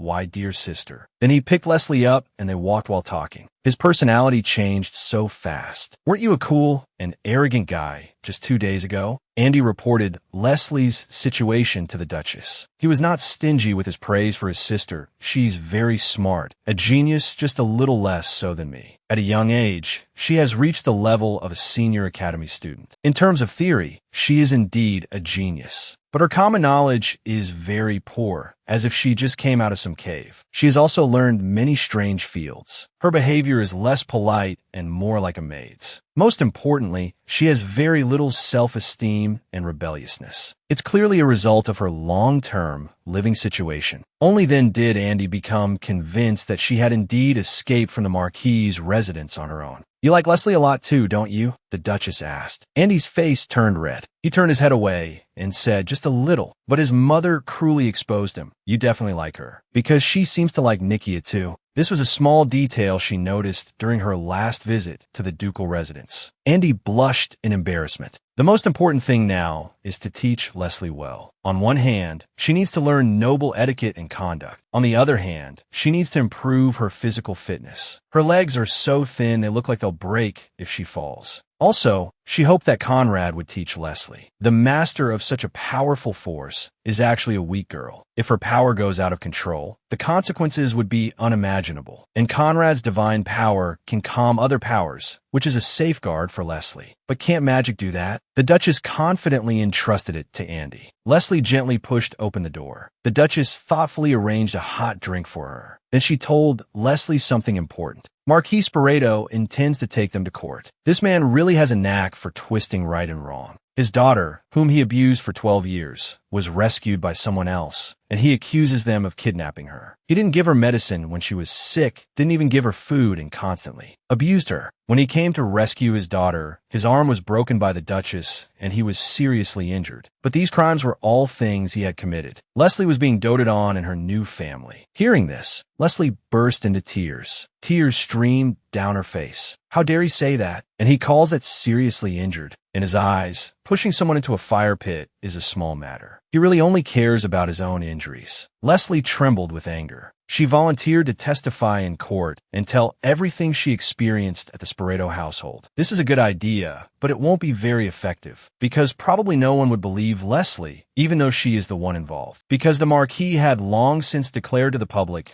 that Leslie was not quite sound, had been in poor health since childhood, and lived in her own fantasy world. This vicious man had already laid the groundwork for everything. Moreover, even if he admitted to abusing his daughter, according to the law, Leslie would still have to go home with him, because he is indeed her biological father. Even to reevaluate guardianship through the council would take some time. Hearing this, Leslie collapsed to the floor. If she went back to that terrifying place, even surviving a few hours safely would be a luxury. She couldn't guarantee what she might do with her power. The Duchess patted Leslie's head and comforted her. I promised you. Once you bear the Selva name, nothing like that will happen. You don't have to worry about anything. You just need to grow up well here. I'm telling you this because I don't want you to hear it from someone else. Your biggest worry should be what kind of furniture to put in your new room. Because she had arranged an entire floor for Leslie's room. That's too much. Leslie was a bit overwhelmed. But regarding her father's matter, Leslie also wanted to contribute. The Duchess said, you just need to tell them the reason they wanted to kill you. And the reason why the second and third children of the Sporeto family often died young. Thinking of this, Leslie's tears couldn't stop flowing. She exposed the sins of the Sporeto family. That was when Leslie gained her power. She wanted to repay their kindness and avenge them. But the Duchess's last words left Leslie confused. I hope you think about it again. Did those children really save you for the sake of revenge? But what else could it be for besides revenge? I was only burned for a little while, and it was extremely painful. Those children must have been even more scared and in more pain than me. This time, the Duchess must be mistaken. Everyone makes mistakes, just like a horse can stumble even on flat ground. The next day, at breakfast, seeing how unusually close Andy and Leslie were, the father and son sitting opposite them were stunned. When did you two get so close? As the prospective father, Sayan was clearly a bit flustered. When he heard that Leslie's theology teacher would be the royal Conrad, Sayan was so shocked he spat out his food. This handsome royal nobleman was about to become Leslie's teacher. But as the prospective father, Sayan did not agree. He was so angry he bent an iron utensil with his bare hands. For theology, can't we just hire a female priestess to teach her? Why must it be the Vitanra young master? Besides, Leslie doesn't even know that guy. Absolutely not.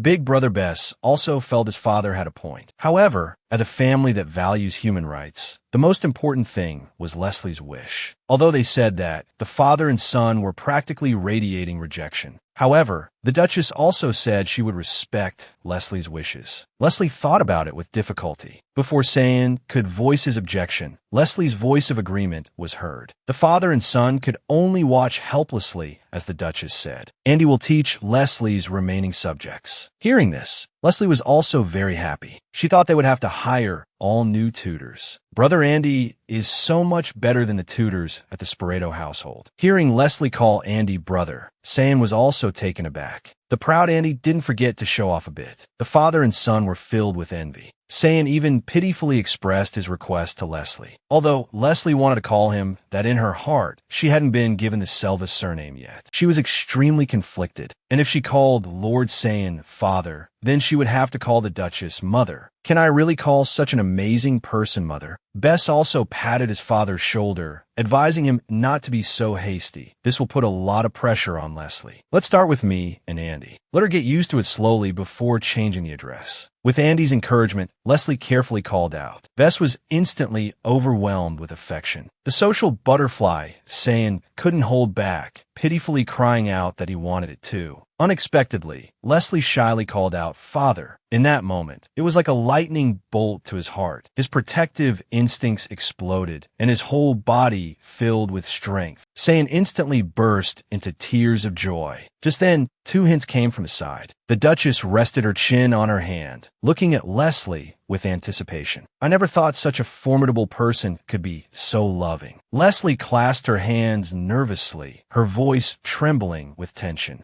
In the end, she almost fainted but still couldn't say it. Andy, at the side, was also stunned. She probably admires the Duchess too much. This was the first time Leslie and Conrad were alone, facing the gentle and elegant nobleman. Leslie was too nervous to speak. After all, her last embarrassing moment was humiliating enough. If she made a mistake this time, she might bring trouble to the Duchess. Unexpectedly, Conrad was very easygoing, comforting her not to be too nervous. And he thoughtfully handed Leslie a piece of cake. After all, they would be master and student from now on. Their relationship couldn't be too formal. Conrad was also eloquent. A flurry of compliments caught Leslie off guard, and her little face instantly turned red. Then he started talking about Andy and Leslie's favorite, Nikia. With a common topic, Leslie began to relax. Soon, there was no barrier in their conversation. Unexpectedly, the young man really had a way with cheering up girls. Before leaving, Leslie specially invited him to come and teach her again. Although he was very willing, he always felt a pair of burning eyes on his back, as if they were about to set him on fire. But facing the little fairy's sincere invitation, how could Conrad bear to refuse? Besides, he was also very interested in Leslie. A very cute lady, not all like a Selva. It was like a little white rabbit had wandered into a pack of pitch-black beasts. And she also seemed to be a person with a story. The first time they met, she was crying in worn-out clothes unsuitable for the season. I want to get closer to her. The first time we met, she was flustered. The second time, she was shy and evasive. Today, she smiled at me. What will her expression be next time? The scene changes. Here, Leslie's vicious father is pathetically dangling his broken arm. A fat man hurried over to greet him, and he chuckled mockingly. I've heard all about it. Duchess Selva broke your arm and even cast a spell to prevent you from healing it with divine power. Looks like you've suffered a great loss. The incessant taunts made the Marquis tremble with anger, but he couldn't refute it. After speaking, the man slapped the Marquis's injured arm. Then he turned and left. The Marquis was stunned with anger. He swung his cane at the nearby bushes. They're all such petty people. When they begged me, they had such fawning expressions. Now they dare to laugh at me. The ones who brought him to this state were just two women.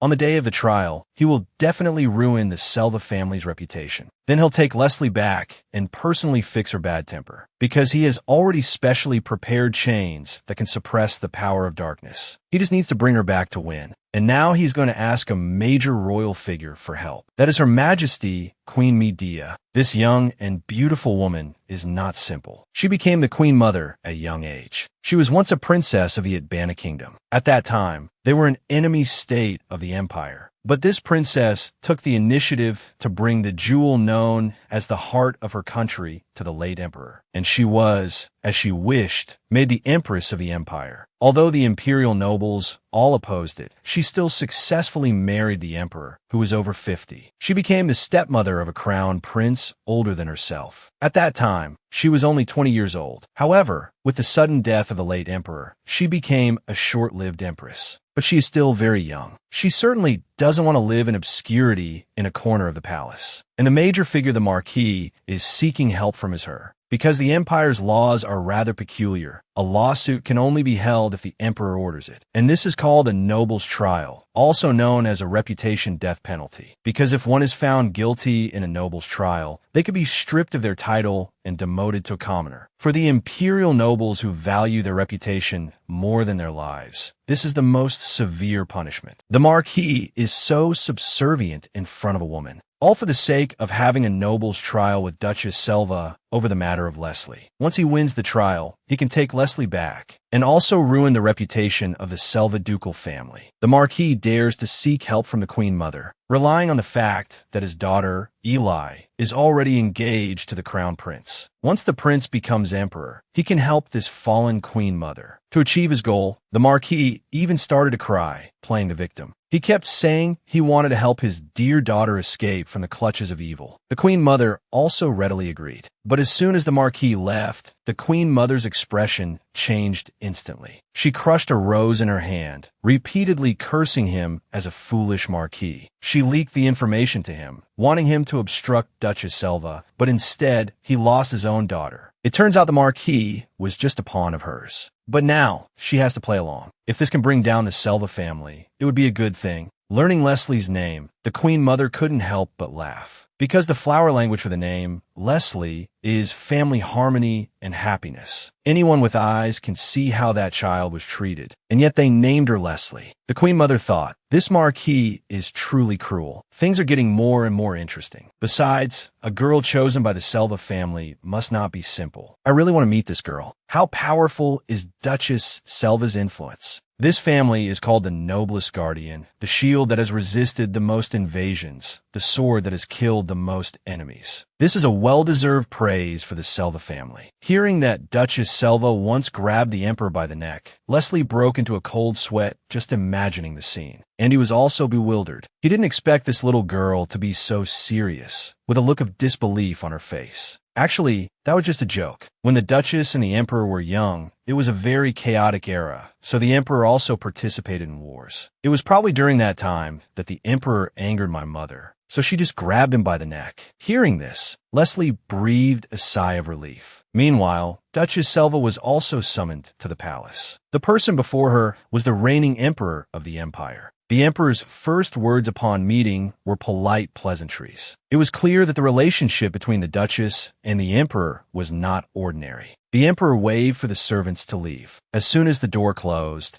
his expression became anxious. What on earth are you thinking? There's nothing wrong with adopting a daughter. But why did you have to choose the second daughter of the Sporeto family? Everyone is pushing me to hold a noble's trial. Even the Queen Mother and the Crown Prince have stepped in. Being the defendant in a noble's trial is very damaging to one's reputation, especially for a family like yours that has always been impeccable. Everyone is waiting to see you become a laughingstock. You should just return the child and reconcile with the Sporeto family. These rumors are really bad for you. He's even saying you're a monster who eats children. And the mastermind behind it might be the Queen Mother Medea. At this point, even the Emperor looked helpless. The Duchess calmly put down her teacup.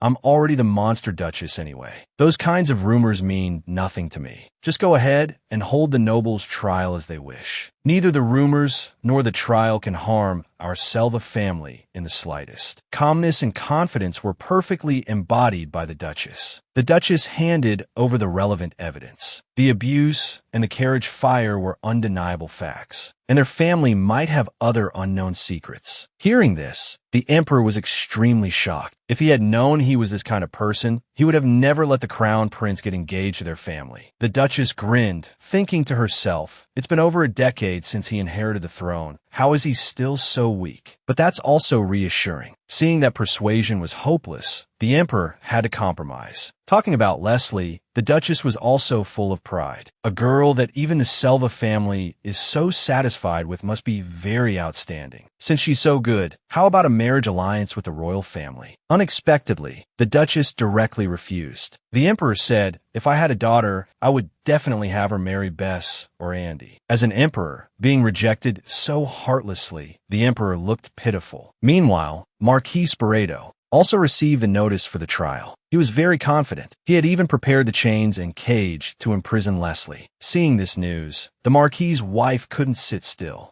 She didn't want to get involved in this kind of thing at all. She just wanted to live a peaceful life. Anyone with sense knows how terrifying a noble's trial is. For Eli, it was a double blow. Regardless of whether they won or lost the trial, she would have a hard time. If they lost the trial, the Sporeto family would be severely punished, and Leslie would become the only daughter of an imperial duke with a higher status than her. If they won the trial, Leslie would surely become her father's most favored daughter. Thinking of this, Eli collapsed to her knees. Now, things were not so simple. The day of the noble's trial was fast approaching. It was a trial of life and death. Although Leslie was the person at the center of it, they didn't mention a single word about it to her. Almost every day, she had the same nightmare. The Emperor cruelly announced, Duchess Selva has committed the crime of stealing the Sporeto family sacrifice. Send Duchess Selva to the guillotine. Every time Leslie woke up from the nightmare, she would be filled with deep self-blame. Is there really nothing she can do to help? Even during the day, Leslie was preoccupied. Conrad, who came to teach her, happened to see this. Seeing Leslie's tired look, he thoughtfully brewed a pot of tea and gently asked about her worries. Leslie's mood relaxed a little. Perhaps Conrad would know something about these matters. She mustered her courage and asked. Seeing Conrad hesitate for a moment, Leslie rushed over and grabbed his hand. Please tell me, okay? I'm really worried about everyone. I'm the one involved, but I don't know anything. Conrad felt as if he had been electrocuted. He pulled his hand back. Leslie looked dejected. She must have scared him. Conrad quickly denied it. He awkwardly explained that he was just not good at interacting with girls. He joined the Temple Knights around the age of 7. He had almost no contact with girls, although it was a small matter. The two innocent souls kept apologizing. Then, Conrad explained to Leslie about the noble's trial, also known as the reputation death penalty. There was once a nobleman who committed suicide out of humiliation after losing a trial. Hearing this, Leslie trembled all over. But Duchess Selva is not that kind of person. Her reputation could never be tarnished. And the word lose is not worthy of the Empire's noblest guardian. Although Conrad had reassured her, she was still very worried. She still blamed herself for dragging down the Selva family, making things so difficult for everyone. At this point, Leslie's tears couldn't stop flowing. Conrad comforted her thoughtfully. If you really want to know the progress of this matter, you can ask her directly. Speaking it out or crying it out is better than bottling up your emotions. Slowly, Leslie's heart began to relax. Perhaps she really should have a heart-to-heart talk with the Duchess about the trial. Leslie, who had always been so well-behaved, actually threw a small tantrum. In the middle of the night, she sat in the living room with her little black rabbit, refusing to go to sleep, insisting that she must see the Duchess today. Despite the servants and the butler taking turns to persuade and coax her, Leslie remained unmoved. She thought, young Master Conrad gave me courage today. If today passes, I might shrink back again. Just then, footsteps were heard outside the door. The Duchess had finally returned. Leslie stood up in surprise and rushed to hug the Duchess. The Duchess was worried that the blood on her would make her cold. She picked Leslie up, and the scene was incredibly heartwarming. Leslie mustered her courage and said, "Please tell me about the noble's trial. I don't want to hear the official explanation, nor do I want to be constantly reassured that it's okay. I am the person involved in this matter. I have a right to know. I hope I could do my part." The Duchess patted Leslie's head. "I didn't tell you because we didn't think it was a big deal. Our preparations are going very smoothly. Also, I don't plan on having you testify,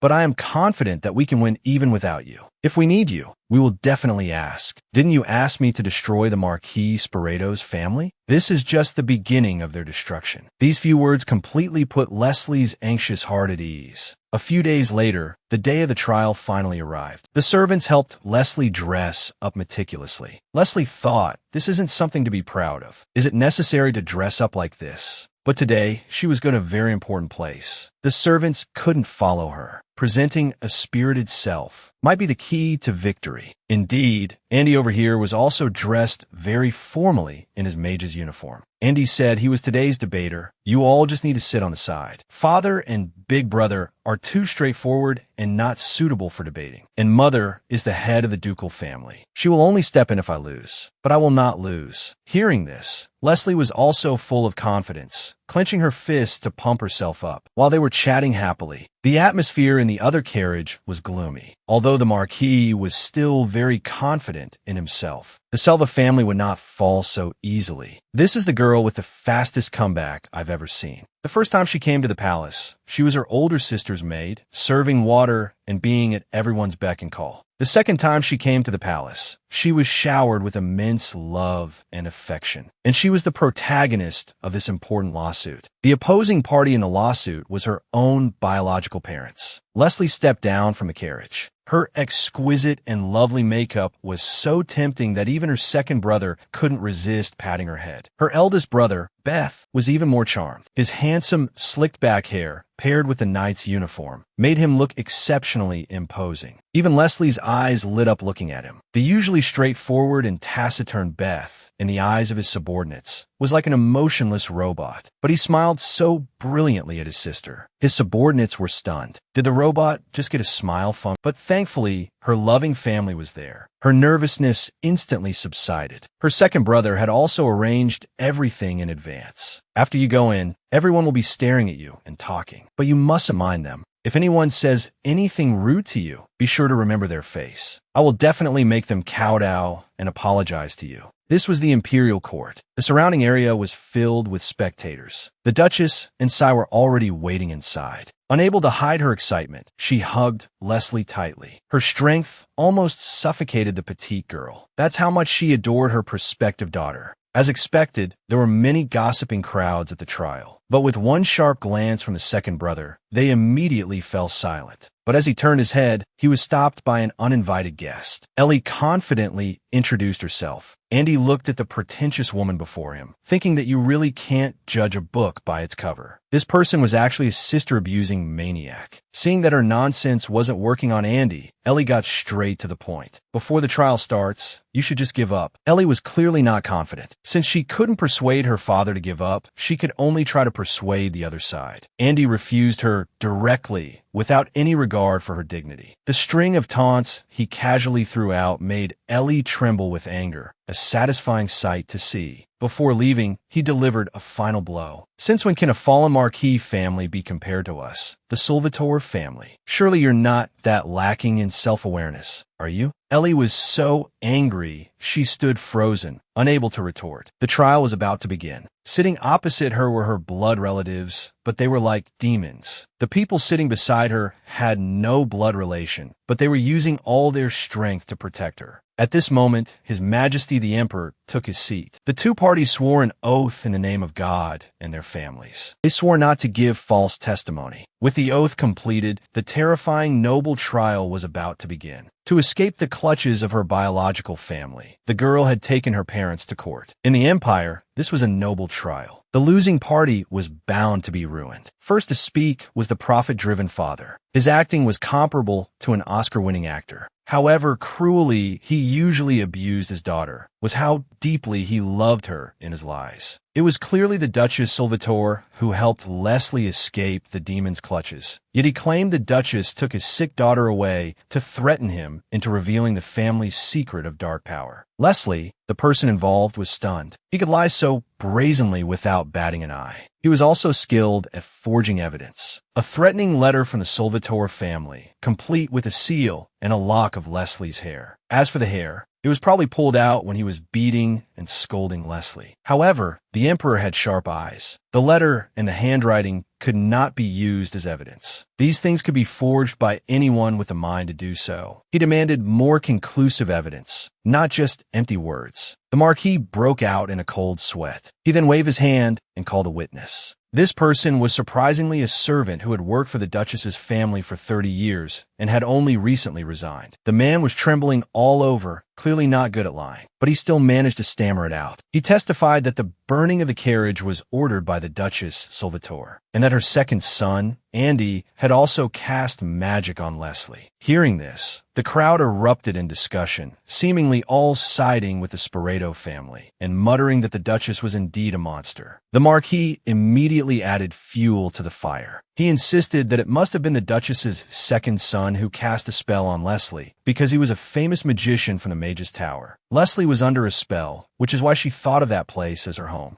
Leslie stood up excitedly to deny it, tears already soaking her eyes. "You're the one who's lying, Marquis Sporeto. Have you forgotten that you always hit me, didn't give me food, lock me in the attic, and call me useless? You didn't even give me a blessed name. You never even call my name properly. And you talk about dear daughter? It's all lies. Speaking of a blessed name, after a noble child is born, the parents will make a huge donation to the temple to ask for a blessed name for the child, symbolizing a healthy upbringing. Even nobles on the verge of bankruptcy would do this. But Leslie, the second daughter of a marquis, did not have one. After hearing what Leslie said, the people present thought she was under a spell and talking nonsense. She was clearly the victim, yet no one believed her. The Marquis's sword was indeed well hidden. As for the matter of the blessed name, he played the victim, using Leslie's frail health and his wife's miscarriage as an excuse for the delay. Hearing this, the Marchioness also became flustered. He then summoned a high priest to cast divine power on Leslie to verify the magic on her. Because divine power can repel magical power, it would be immediately obvious if there was magic on her body. The priest held Leslie's hand and began to cast the spell. Leslie instantly felt as if she had been electrocuted. She let out a painful scream. Everyone present was shocked. The priest confirmed that there was a considerably powerful magic remaining in her body. After a long while, Leslie was still trembling in pain. She was allowed to rest alone for a moment. Despair was completely released from her heart. If she lost the trial, she would drag down the most noble guardians of the empire, the Duchess Solvatore's family. The girl possessed a powerful magic. When it encountered divine power, it would instantly reflect, and her body would endure intense pain. Unexpectedly, her father would resort to such means to win the lawsuit. After a short recess, the trial resumed. Andy, from the Solvatore family's side, stood up calmly. He refuted the claims with a clear mind. First, the material of the carriage was specially treated to be rainproof. Unless it was soaked in oil for a long time, it would be impossible for the carriage to catch fire instantly. And the carriage was parked at the Sporeto estate for a long time. Therefore, the Duchess's claim of pouring oil and burning the carriage was not valid. The Marquis's eyes widened in panic. He stood up and spouted nonsense. Then, Andy called a witness. This person was a former servant of the Sporeto family. He was the big man with the axe when the carriage caught fire. At this time, he was deathly ill and emaciated. Because the mission had failed, he was beaten and his arm was injured upon returning to the Marquis's estate. When the Marquis saw that his injuries were too severe for him to work, he kicked him out of the residence. With no money for treatment, he was now just waiting to die. At this time, a member of the Rindle Knights also stood up as a witness, as he was also at the scene. But the Marquis still wanted to argue, claiming he was beaten for stealing. Then, Andy took out a magic video stone. With a flash, he imbued it with magic. The image of that day reappeared. Sure enough, a group of large men with axes were surrounding the carriage. They stood by indifferently as the carriage caught fire. In the face of this recording, all lies were instantly exposed. The Marquis broke out in a cold sweat. Then, Andy struck while the iron was hot and played his trump card. He called a person of noble Sporeto blood. This figure didn't look like a nobleman, more like a miner from the West. As the hat slipped from the man's head, the Marquis shot up in shock. This person was the third son of the previous Marquis Sporeto, the current Marquis's younger brother. Because he, too, was not born with the family's noble golden hair and blue eyes, he was also abused as a child. Later, due to a carriage accident, his family thought he was dead. He thus escaped the torment of the Sporeto family. At this point, the Marquis was trembling with panic. The man even stated that the Marquis was greedy by nature and enjoyed abusing others. To this day, his back still bears the scars from that time. This was exactly the same as Leslie's experience. Having finally escaped the pain, he had never wanted to have anything to do with the Sporeto family again in his life. But when he heard that his niece was going through the same thing, he still mustered the courage to stand up. This poor child could not be allowed to fall into the hands of the cruel Marquis again. The Marquis was instantly furious. In the face of solid evidence, any explanation would be feeble. He could only cling to the fact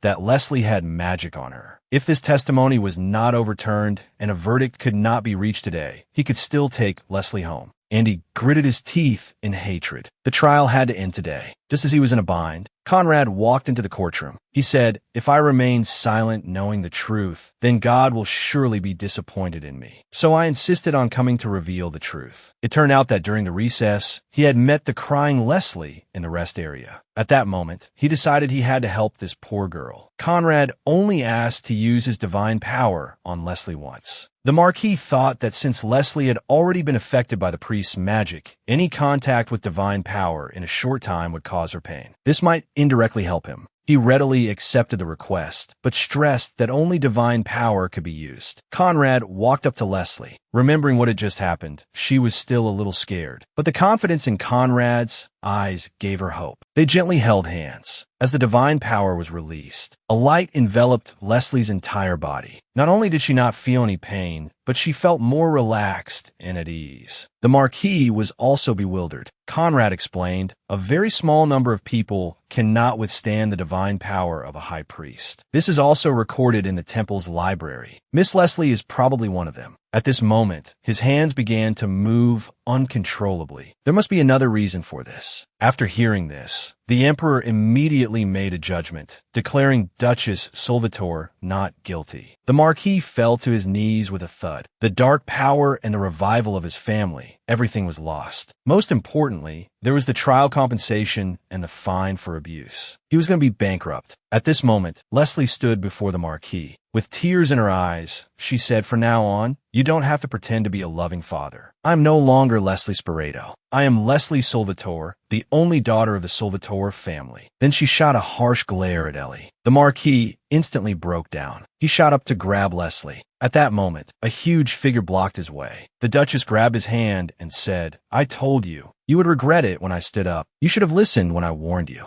The girl won the lawsuit. Her demonic father was utterly defeated. Not only did he lose his daughter, but the huge compensation amount drove him to complete despair. Indeed, in the face of absolute power, all petty tricks become fragile. The Duchess picked up Leslie and said fiercely, "From now on, if anyone dares to be rude to my daughter again, I will not spare them, no matter who they are. Especially you two, mother and daughter, you'd better remember this." As soon as she turned around, Leslie's voice trembled with sobs. She had been waiting for this day for too long. She could finally, rightfully, call the Duchess her mother. Conrad played a huge part in Leslie winning this battle. He gambled his reputation as a member of the royal family and resolutely helped Leslie, thwarting the priest's petty tricks. He transferred the pain Leslie felt to himself, multiplied several times over. And he had to endure it all in front of the emperor without showing any change in expression. Leslie also expressed her heartfelt thanks to him. However, because of this incident, when Conrad returned home, he received a slap from his father. What he considered a right and just act was extremely foolish in his father's eyes, because this matter was not that simple. A mere marquis did not have the ability to take the Duchess Solvatore's family to court. There must be a powerful force behind him. Meanwhile, the carriage clattered along. Inside, Leslie's face was flushed red. 3 large men were staring straight at her. Being surrounded by such doting gazes made Leslie feel flustered. The carriage went straight to the temple. Inside, a priest touched Leslie's head and recited a series of incantations. He obtained a blessed name for her, Shuya. Leslie happily hugged the Duchess. This blessed name had come far too late. Leslie slowly stepped back. Lifting her skirt, she called out her new name for the first time. Even though she tried hard not to cry, tears flowed uncontrollably. These were tears of happiness. When it was time to sleep at night, she was too excited to fall asleep. She had finally completely escaped that demon, Spirito. She had never dared to dream of this before. The next morning, the family had prepared a sumptuous meal. The whole family sat neatly, waiting for Leslie to dine. Leslie finally, naturally, called out the names of all her family members. The 3 big men all vied to sit next to Leslie. This was truly the treatment of a treasured pet. Ever since they had a sister, the second brother, who used to be difficult all the time, had learned to be considerate. The eldest brother also felt gratified. The old father was so moved he was in tears. The girl who once lived in a small, dark, cobweb-filled room, suffering abuse from her family, has now managed to escape those demonic family members and is living the life of a little princess. This is her new room of several hundred square meters. The book collection is comparable to a library, and it comes with a dedicated desk. It's perfect for her, as she loves to read. It also has a special room for stargazing, with floor-to-ceiling windows and a balcony several meters high. The exquisite carvings are full of artistic flair. As long as she likes it, it can be decorated in any way she desires. Her life is also gradually getting on the right track. She received the first task from her new mother to win the position of Arabelle on the Day of Blessing 4 years from now. The Day of Blessing refers to the day God saved humanity. It is a grand festival held only once every 8 years in the empire. As for its origin, a long, long time ago, a terrible infectious disease spread throughout the world. Bodies piled up like mountains, and the living struggled as if in hell. The merciful God came to the human world in person and locked the spreading disease in a box. To prevent people from being harmed by the disease again, God selected 10 women and 10 men, gave them power, and had them use this power to heal humanity. To save humanity, they spent 8 years traveling the world. And Arabelle was the pioneer among the 20 earliest priests, and the only one to be personally seen and granted power by God. The other 19 priests all received their mysterious power through Arabelle. Therefore, the person chosen to play Arabelle on the Day of Blessing must be selected through multiple rounds of examinations. This is of great help in enhancing the family's reputation. This was the first thing her mother had ever asked of her. Leslie was confident that she would be able to do it. Meanwhile, the prince happened to mention this to Ellie. Ellie's family was plagued by various scandals, and their reputation and prestige had hit rock bottom. Breaking off the engagement was the only option. But now the prince has given her one last chance. If Ellie becomes the Arabelle on the Day of Blessing in 4 years, the marriage can still be considered. After all, Ellie had been on the shortlist before. Her chances were still high. Little did she know that she had only passed back then through donations and a royal recommendation. Moreover, she was clueless about the divine and ancient languages. With her current abilities, she had no chance of passing. Then, Ellie started to play the victim, playing the emotional card. She said, "Are you really going to abandon me?" The prince was a bit speechless. You and I were engaged only for mutual benefit. What feelings are there to talk about? If I weren't a prince with a chance of becoming the crown prince, would you still be engaged to me?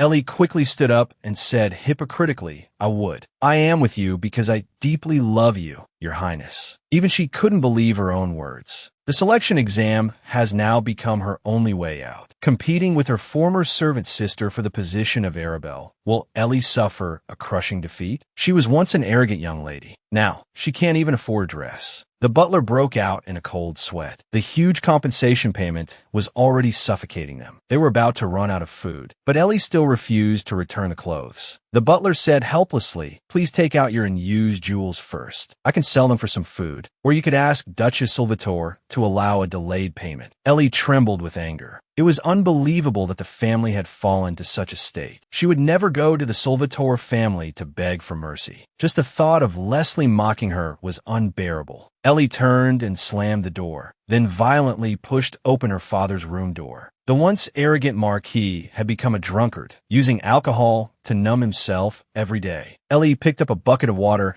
and splashed it on him. The Marquis woke up groggily. Ellie said angrily, "How long are you going to lie there? Are you just going to wait for Duchess Salvatore to take everything from our family?" But what could he do? He had lost the noble trial that he had planned so well. Duchess Salvatore, that woman was simply unbeatable. Hearing Ellie say she had a solution, the Marquis excitedly grabbed her as if a glimmer of hope had been reignited in his dark world. But what good could this vicious woman do? She would only make a desperate move. If we throw Leslie into the fire, our family will be saved. The root of all these problems was Leslie running away from the fire pit. A thing born to be a sacrifice dared to escape and slander us. As long as I sacrifice Leslie, I can obtain the dark power. Then everything will go back to the way it was. As long as I become the only dark sorcerer in the Empire, I can make a deal with His Majesty to restore our family. The Marquis fully agreed with her idea, muttering to himself that this was the way. Meanwhile, Leslie had started a brand new life. She changed into a training suit. Today was the first day of her physical training. The surrounding knights were all captivated by this cute little girl. The instructor was the famous commander of the Salvatore Knights.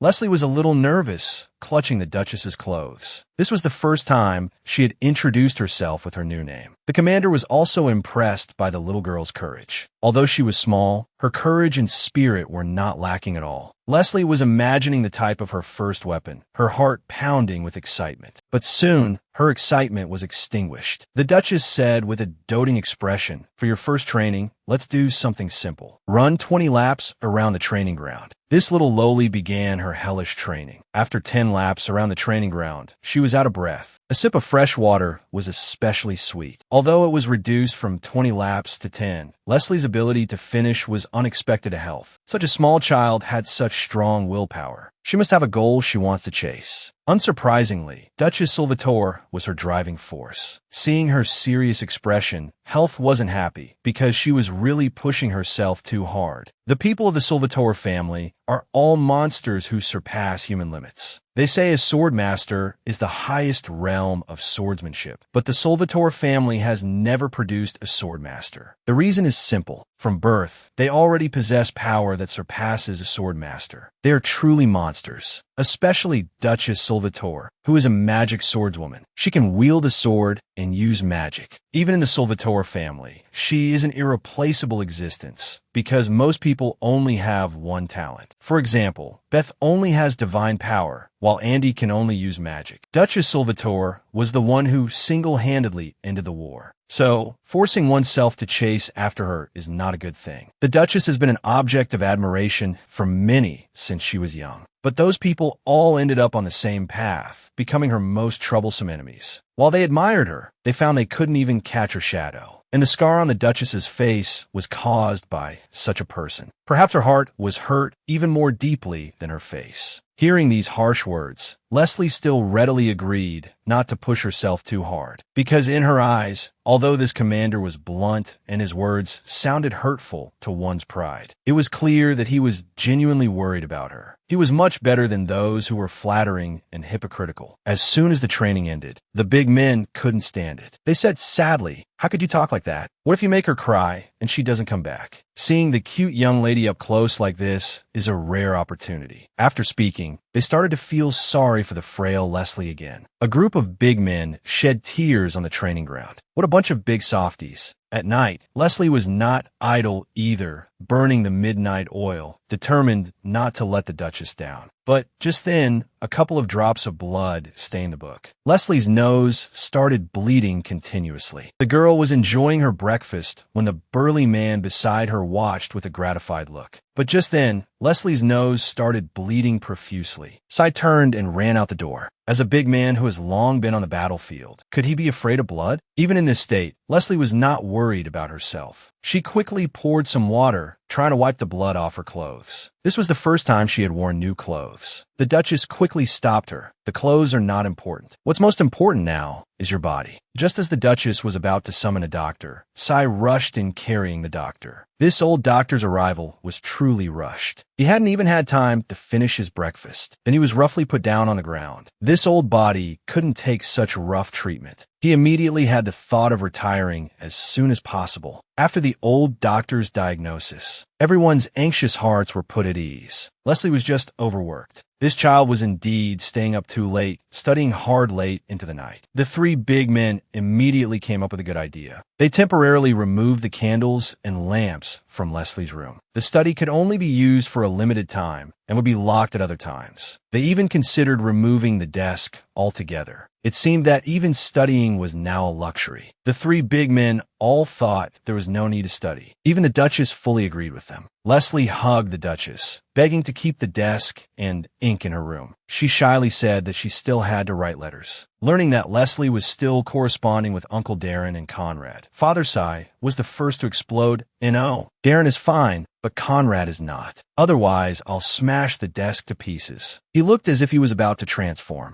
However, the Duchess flicked him on the head, and he returned to his original form. "What's wrong with writing letters? We are a family that values human rights." But Leslie must rest for a day today. Leslie sat in the courtyard with a dazed look, not knowing what to do. Reading was not allowed, and physical training was not allowed either. She wasn't even allowed to help with chores. Going to sleep would be a waste of time. Just then, Beth walked over. He could see through his sister's thoughts. She must be bored out of her mind to be out here admiring the courtyard. He happened to be free today. Perhaps he could take her to see the palace and the Knight's Order. Leslie readily agreed. The people in the Knight's Order were the ones who had helped her. This was a good opportunity to thank them. A troop of hot-blooded men, with a sweet and lovely little lowly mixed in. What would that be like? They were first stunned, then shocked. A group of big men instantly became like children. Leslie bowed slightly and introduced herself, and also thanked everyone for their help. Everyone was grinning from ear to ear. Most importantly, the usually straightforward commander, Beth, had actually brought gifts. It was truly thanks to the little girl, because Beth had important matters to discuss. He entrusted Leslie to his subordinate, Ferran, to show her around the palace. The palace decorations were indeed luxurious. Leslie's eyes were wide open. The huge portrait on the wall was the first emperor, and next to it was the previous Duchess Solvatore. Indeed, the people of the Solvatore family all look very similar. Leslie turned her head and saw the fierce-looking Ellie. What a killjoy! Leslie turned and walked away. She thought to herself, how can this person be so thick-skinned? It's only been 2 weeks since the trial, and she's already strutting around the palace. Are you trying to run away? Ellie called out to her. Leslie turned around and retorted, "You, who values noble dignity so much, still have the face to come out. It's truly shocking." Ellie remained composed. It seemed her skin had grown a layer thicker after the major event. Ellie grabbed Leslie's arm. "How dare you be so rude, Miss Barreto?" At this moment, the noisy surroundings fell silent. Leslie shook her off.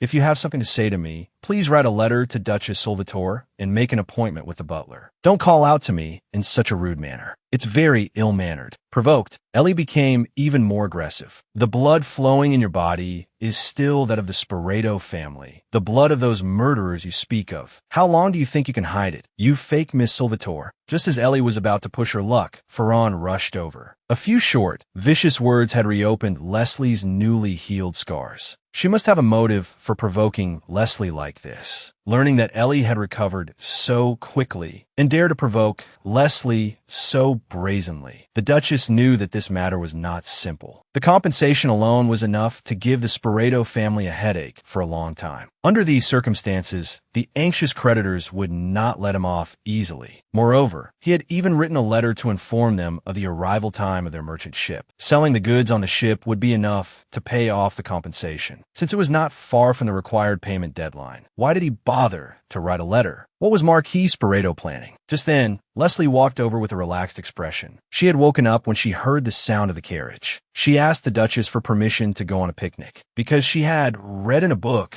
that after something bad happens, you should make up for it with good memories. Beth comforted her. We can discuss the picnic tomorrow. You should go to sleep now. Leslie hesitated on the bed. When the Duchess leaned down, she sat up and gave her a quick kiss, then shyly hid under the covers. The little girl had warmed the Duchess's heart, a change from a usual lively atmosphere. Today's atmosphere was extremely oppressive. Leslie was stunned. What on earth had happened? At the dining table, the Duchess handed her a letter, a pink envelope with a large red seal full of festive cheer. As expected, it was a marriage proposal for Leslie. Leslie was so shocked she froze. After all, she was only 12 years old. Wasn't the man's family a bit too eager? It was from the eldest son of the Count Rotran family. He planned to get engaged first and marry after Leslie came of age. At this point, the second brother, Andy, couldn't sit still. He slammed the table. I object. Leslie is only 12 years old, and that guy is already 25 this year. By the time Leslie turns 18, that guy will be 30. Is this guy crazy? I'm going to break his neck.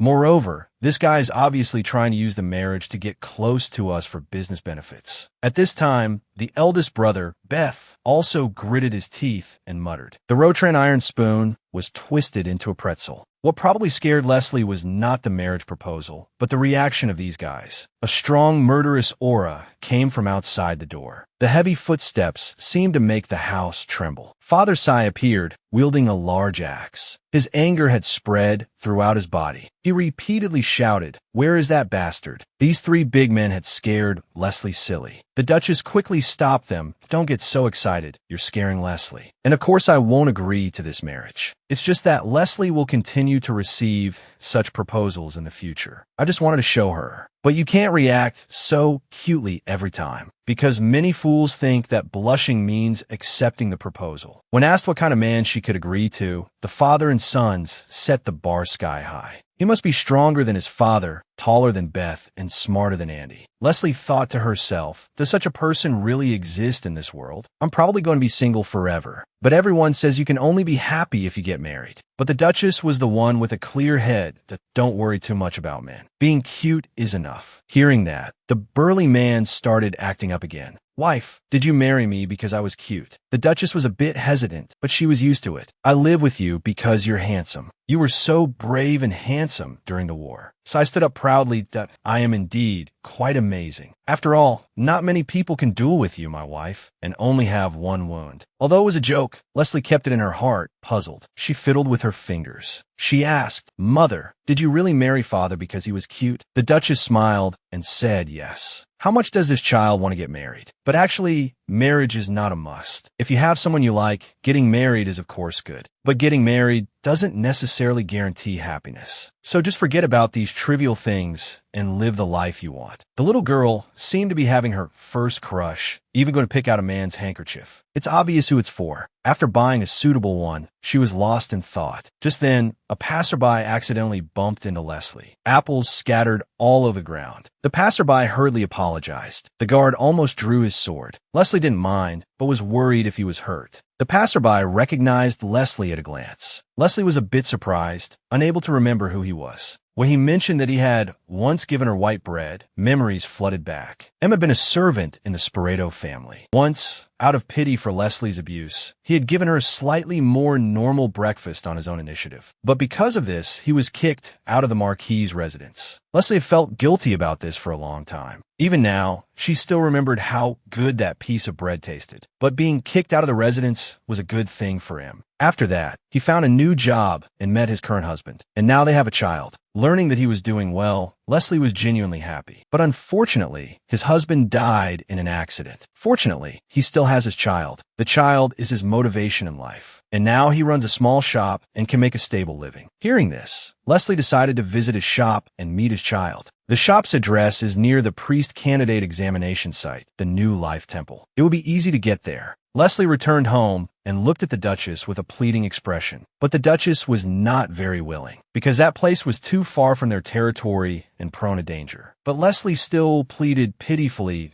if not for the whole day, even a few hours would be fine. Seeing her disappointed look, the Duchess softened a little. Just as she was hesitating, the butler, Tina, surprisingly stood up for her. In the end, the Duchess had to agree. Leslie was so happy she gave her a quick kiss. The Duchess didn't leave out Father's side this time. He probably wouldn't be able to sleep tonight from excitement. Tina had indeed been bribed by Leslie. Just for a trip to the bustling city, Leslie had prepared gifts for the knights and servants, and even wrapped them beautifully. But Sai, as the father, did not receive a gift. This made the old father very envious. But, speaking of M, the person Leslie was going to see, the Duchess knew that this matter was not so simple, because everything was too coincidental. And that day happened to be a day when everyone in the Salvatore family was busy, so she couldn't rest easy. She had to send more capable people to protect her, just in case. The little girl peeked out shyly. Seeing the small gift in Leslie's hand, the old father Sai was very gratified. A daughter is indeed better than a son. Opening the gift box, it was an exquisite cloak pin. If I had known I would receive this, I would have worn my cloak. The Duchess received an exquisite quill pen because she often had to review documents. This was a very suitable gift. She didn't expect the little one to be so good at picking gifts. Sai was madly in love with this woman. When Leslie first came to the Duchess's residence, the brothers were actually against it, but Sai accepted her without hesitation. It turned out that this lovely father had a similar experience. He also grew up in an orphanage. The vicious director embezzled the donations, and the children in the orphanage couldn't even get enough to eat. They would be beaten for the slightest mistake. Later, he couldn't bear it anymore, beat up the director, and ran away. From then on, he became a mercenary, so he could especially understand Leslie's feelings at that time. After speaking, he picked up Leslie. Now he wished he could envelop her with his whole heart. Such a cute sister, and those two brats dared to refuse. I need to find a time to call those two to the training ground. Meanwhile, the two brothers suddenly felt a chill behind them. Actually, Sai had always wanted a daughter. When the Duchess was pregnant with their first child, he thought it would be a girl and had even prepared a girl's name and clothes. Unexpectedly, it was Beth. During the second pregnancy, he dreamed of a field of flowers, but it turned out to be another nightmare. Later, Leslie came to the Duchess's residence, like a ray of spring sunshine. How could he bear to refuse? Sai said with satisfaction, "As for that Marquis, I'll beat him up sooner or later. I'll teach him a good lesson sooner or later, so you don't have to worry about that. Just live well here." Leslie also happily agreed. Clenching her small fists, she said, "I'll look forward to Father twisting his head off." Sai felt a chill behind him. He didn't expect Leslie to learn so quickly. He would have to go home and kneel on the washboard tonight. A few days later, Leslie set off for the New Life Temple. The journey was long, and it would take a while. Leslie thoughtfully wrote letters to her family and friends. She was here not just for the exam. She could also see her former benefactor. She had to repay him properly. This woman seemed harmless, but she was involved in a bad scheme. Leslie was still unaware. Although her expression was a bit off, Leslie didn't suspect much. Walking into the restaurant, a raging fire was burning, but the doors and windows were tightly sealed. Seeing such a big fire, Leslie quickly looked away. Although that incident was long ago, seeing fire now still made her feel very uncomfortable, and brought a bowl of their signature stew. It looked very appetizing. It should taste good. Just as Leslie was about to eat, the accompanying knight took out a magic device to test for poison. Even the pots and utensils needed to be checked one by one. This made him look a little embarrassed, but Leslie lost her temper. She loudly scolded the two escorts, saying that M was her benefactor and that doing this was too rude. But they were just following orders. The task given by the Duchess had to be completed. Leslie said that if nothing strange was found, they had to apologize to M. At this point, Leslie's eyes welled up with tears of grievance, because to her, this was a clear sign of distrust towards M. He had been kind to her, yet she had to treat him like this. After the test, the food was indeed free of any abnormalities. The accompanying knight also apologized solemnly. Afterwards, Leslie sent them outside to wait. Inexperienced in the ways of the world, she didn't know how much she would have to pay for her kindness. Not long after the knights went out, M gave Leslie a bracelet as a gift. He said it was to pray for good luck, but it was very heavy, and it was also very difficult to take off. Rather than a bracelet, it was more like a thick iron chain. Leslie really wanted to take it off, but she was afraid of disappointing M's good intentions. When the maid went back to the carriage to get the gift, only Leslie and M were left in the restaurant. M's behavior started to become strange. In his tone, she could hear helplessness and resignation. Leslie felt something was wrong and quickly stood up, but it was probably too late. M was crying with guilt, trembling as he said sorry to Leslie. His hand reached for the door lock, and with a click, he locked it. He slowly walked towards Leslie. Leslie really couldn't understand why he was doing this, but that wasn't the most important thing now. She had to find a way to escape. Although there was constant knocking on the door from outside, they couldn't open it. The door had probably been tampered with in advance. Then, M grabbed Leslie fiercely. He was trembling all over, his voice full of guilt,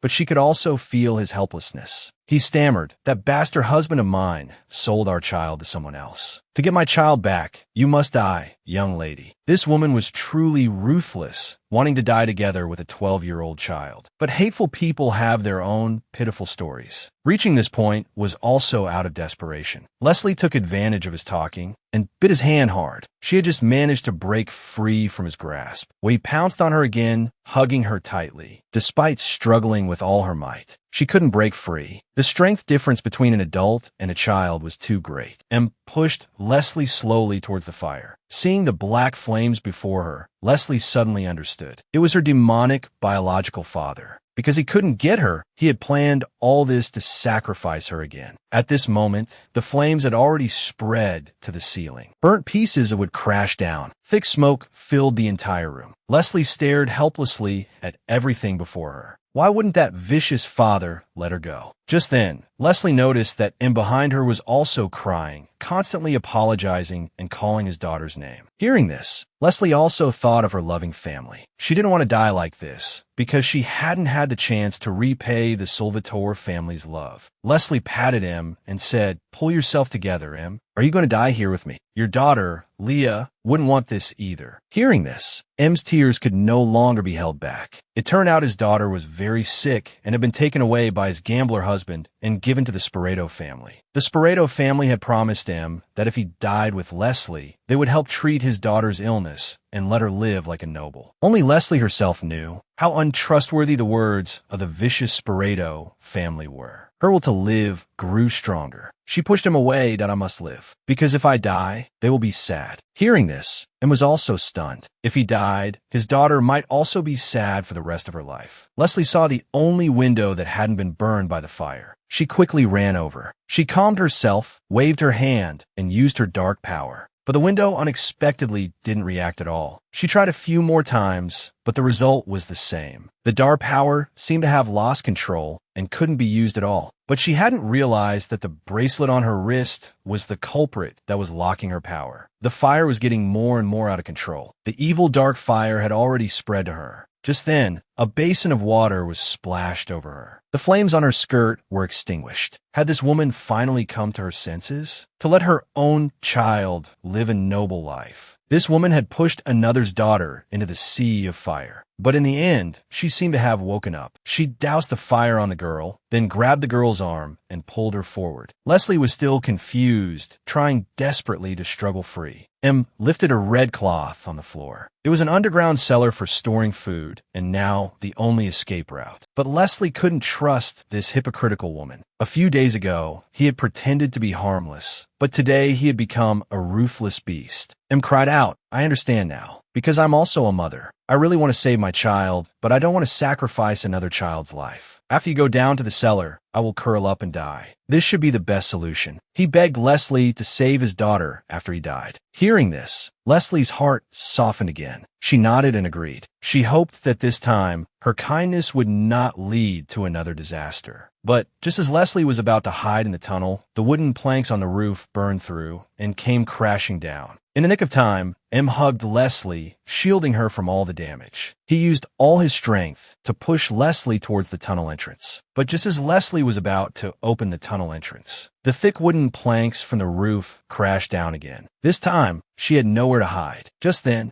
a shining sword was unsheathed, and with a flash, it shattered the wooden planks. That familiar and reassuring face appeared. "My daughter, are you all right?" Leslie wasn't sure if this was a hallucination. Meanwhile, Conrad was patrolling nearby as a royal guard. A panicked passerby came to ask for help. He gasped, "The restaurant ahead is on fire." Upon hearing the name of the restaurant, Conrad rushed over. Because this restaurant was the one mentioned in Leslie's letter, "Please don't let anything happen." He finally arrived at the scene. The restaurant was burned beyond recognition. There were also a large group of knights fighting with swords around. At this moment, Leslie's maid knelt before him. She was seriously injured and kept begging Conrad to save her young lady. Conrad used his divine power to heal her a little. He quickly got up and rushed over. But just then, a masked thug blocked his way. This thug was willing to be cut by the sword rather than move aside. His purpose was clear. He was just deliberately stalling for time. Just as he was determined to rush in at all costs, a large man with an axe stopped him.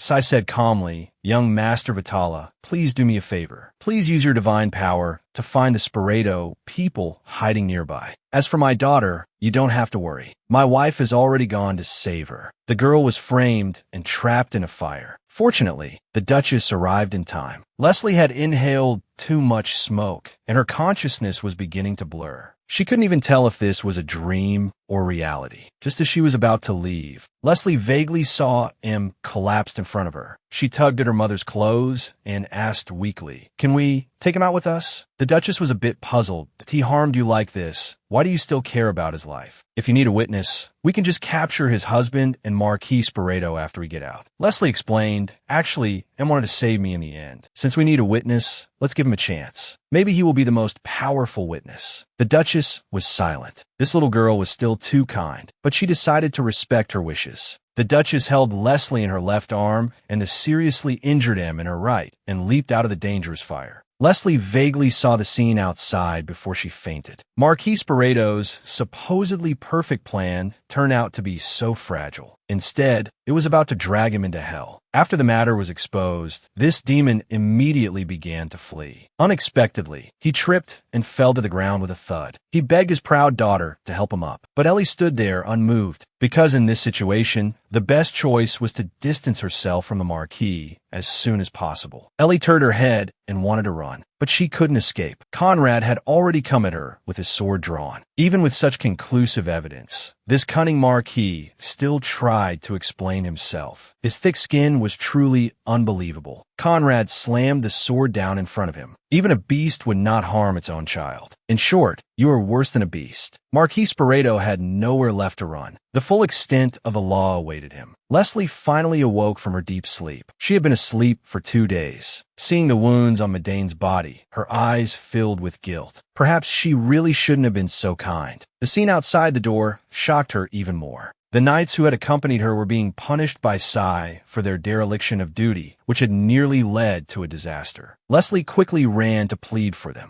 After all, she was the one most responsible for this matter. Only then did Sai wave his hand and let them rise. Leslie's eyes welled up with guilt. She then gave a 90-degree bow in apology. The knights were all taken aback. Anyone can be betrayed by someone they once trusted. That is why one must always be on guard against others. Most importantly, Do not let the same thing happen twice. The mother and daughter, whose sins were monstrous, finally knelt before the emperor. Ellie's and the Marquis's eyes were filled with fear of the unknown, for their crimes were enough to warrant death. However, they still had one last chance to defend themselves. This would be a test of their verbal skills. The Marquis insisted on remaining silent. Perhaps this could buy him some time. The big shot behind him would surely step in to help. Just as he was about to signal Ellie to also remain silent, his most beloved daughter burst into tears, shouting that she was innocent and had only been used by her father. The Marquis was bewildered. The daughter he had doted on for half his life was treating him like this in the end. To save her own life, Ellie was quite adept at weaving stories. Like my lovely sister Leslie, I also suffered all kinds of abuse from my father. I often didn't have enough to eat, was forced to wear crudely made clothes, and slept curled up in a small attic. I once survived a day on a single potato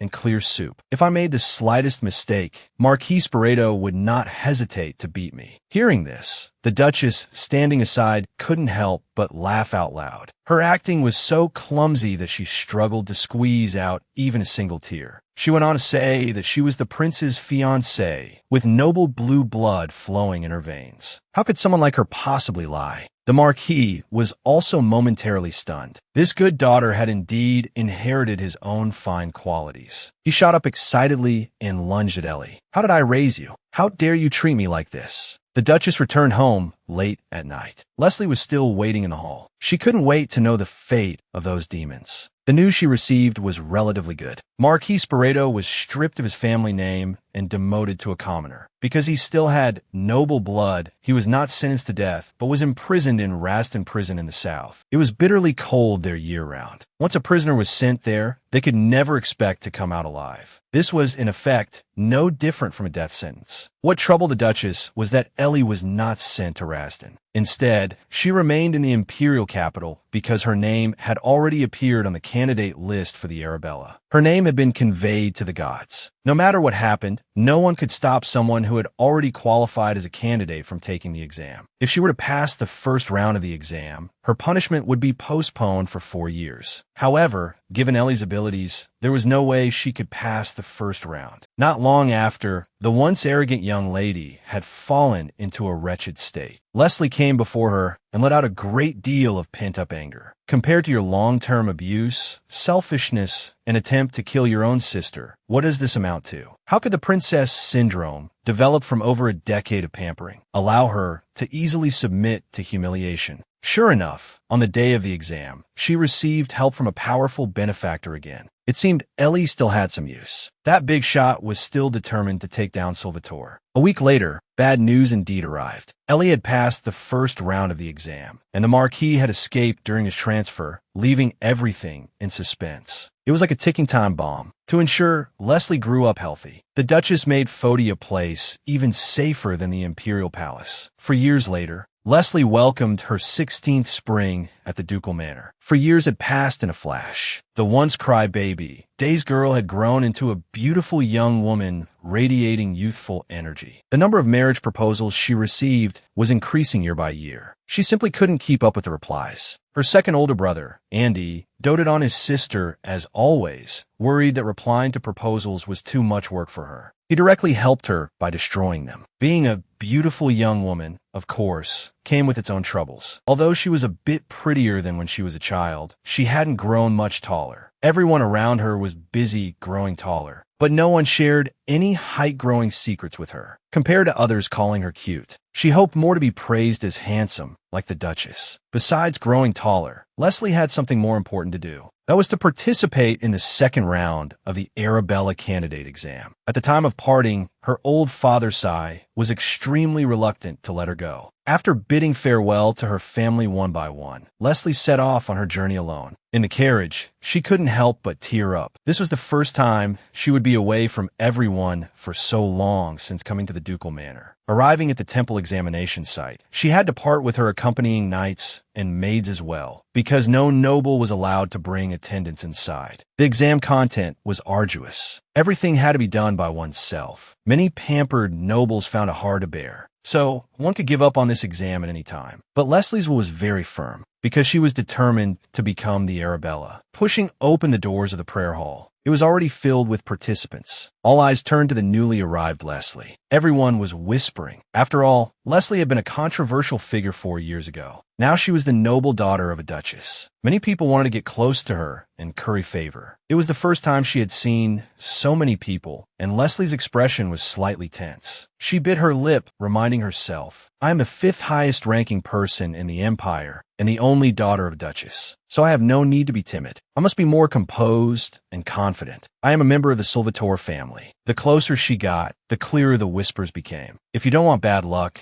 it's better to stay away from this duchess's daughter. Just a few days ago, the first 2 families got entangled with her over marriage matters. Without exception, they all went bankrupt. Everyone fled overnight. This must be the work of her brothers. Leslie suddenly felt a sinister aura coming toward her. She turned her head to look. Her once wicked sister was sitting nearby. She was once an arrogant young lady, but now even the servants looked down on her. After 4 years of hardship, her princess-like temper had subsided considerably. No matter how angry she was, she could only clench her fists and grit her teeth to endure it. For Ellie to have become like this, she must have been beaten quite a lot these past 4 years. Her father's whereabouts were unknown, and her mother had cut off all ties with her. Moreover, she was the fiancée of the current crown prince, yet no one had come to see her in these 4 years. Even now, she still hated Leslie with a passion, believing Leslie was the culprit behind it all. Just as she was in utter despair, a visitor unexpectedly arrived at her door. Lifting her head, she saw it was Her Highness, the Empress Dowager Medea. As soon as she arrived,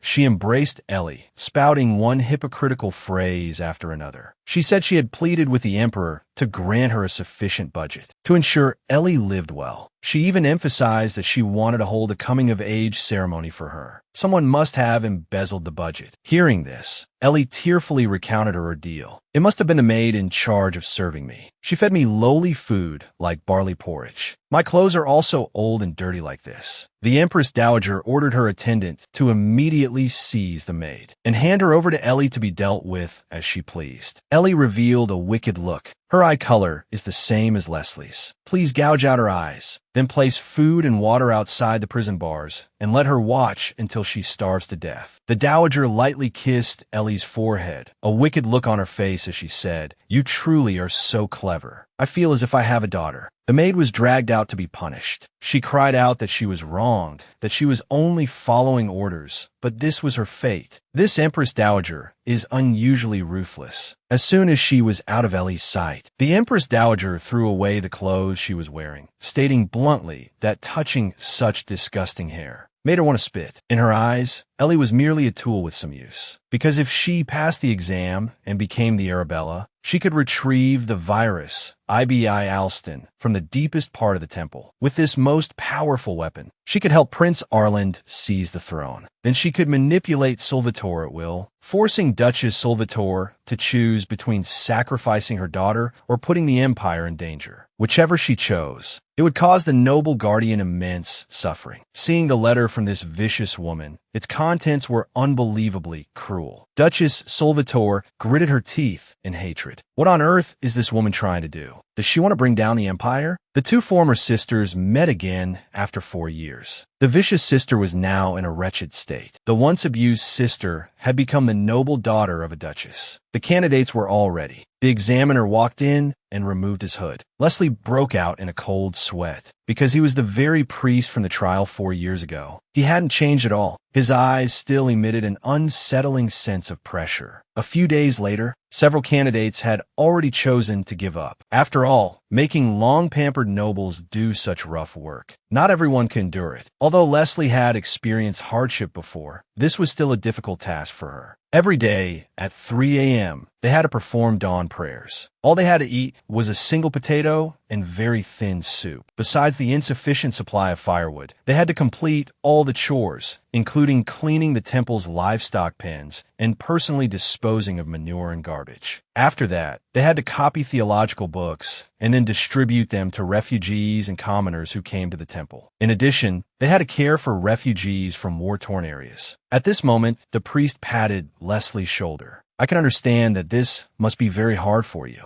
After all, your body is so weak that it couldn't even withstand my divine power. Leslie turned her head and brushed her shoulder, trying to wipe away the filth. I'm fine. My health has improved a lot over the years. But I have received divine power healing before. I don't understand why only yours was repelled that one time. Could it be that divine power can also spoil? Leslie's sarcastic remark was quite sharp. The priest's expression darkened. However, in his eyes, the test had only just begun. The notorious Ellie was not having a good time here. Everyone was gossiping about her, because she was the demon who tried to kill her own sister. In contrast, many people were trying to get close to Leslie, because she was the one most likely to become the Arabella. But Leslie had no intention of paying attention to these people. They were just trying to use petty tricks to gain an advantage. Upon learning that Leslie was the daughter of Duchess Salvatore, the refugees' faces immediately lit up with smiles, because in their eyes, the Duchess was their hero. At that time, their hometown was attacked by the Eton,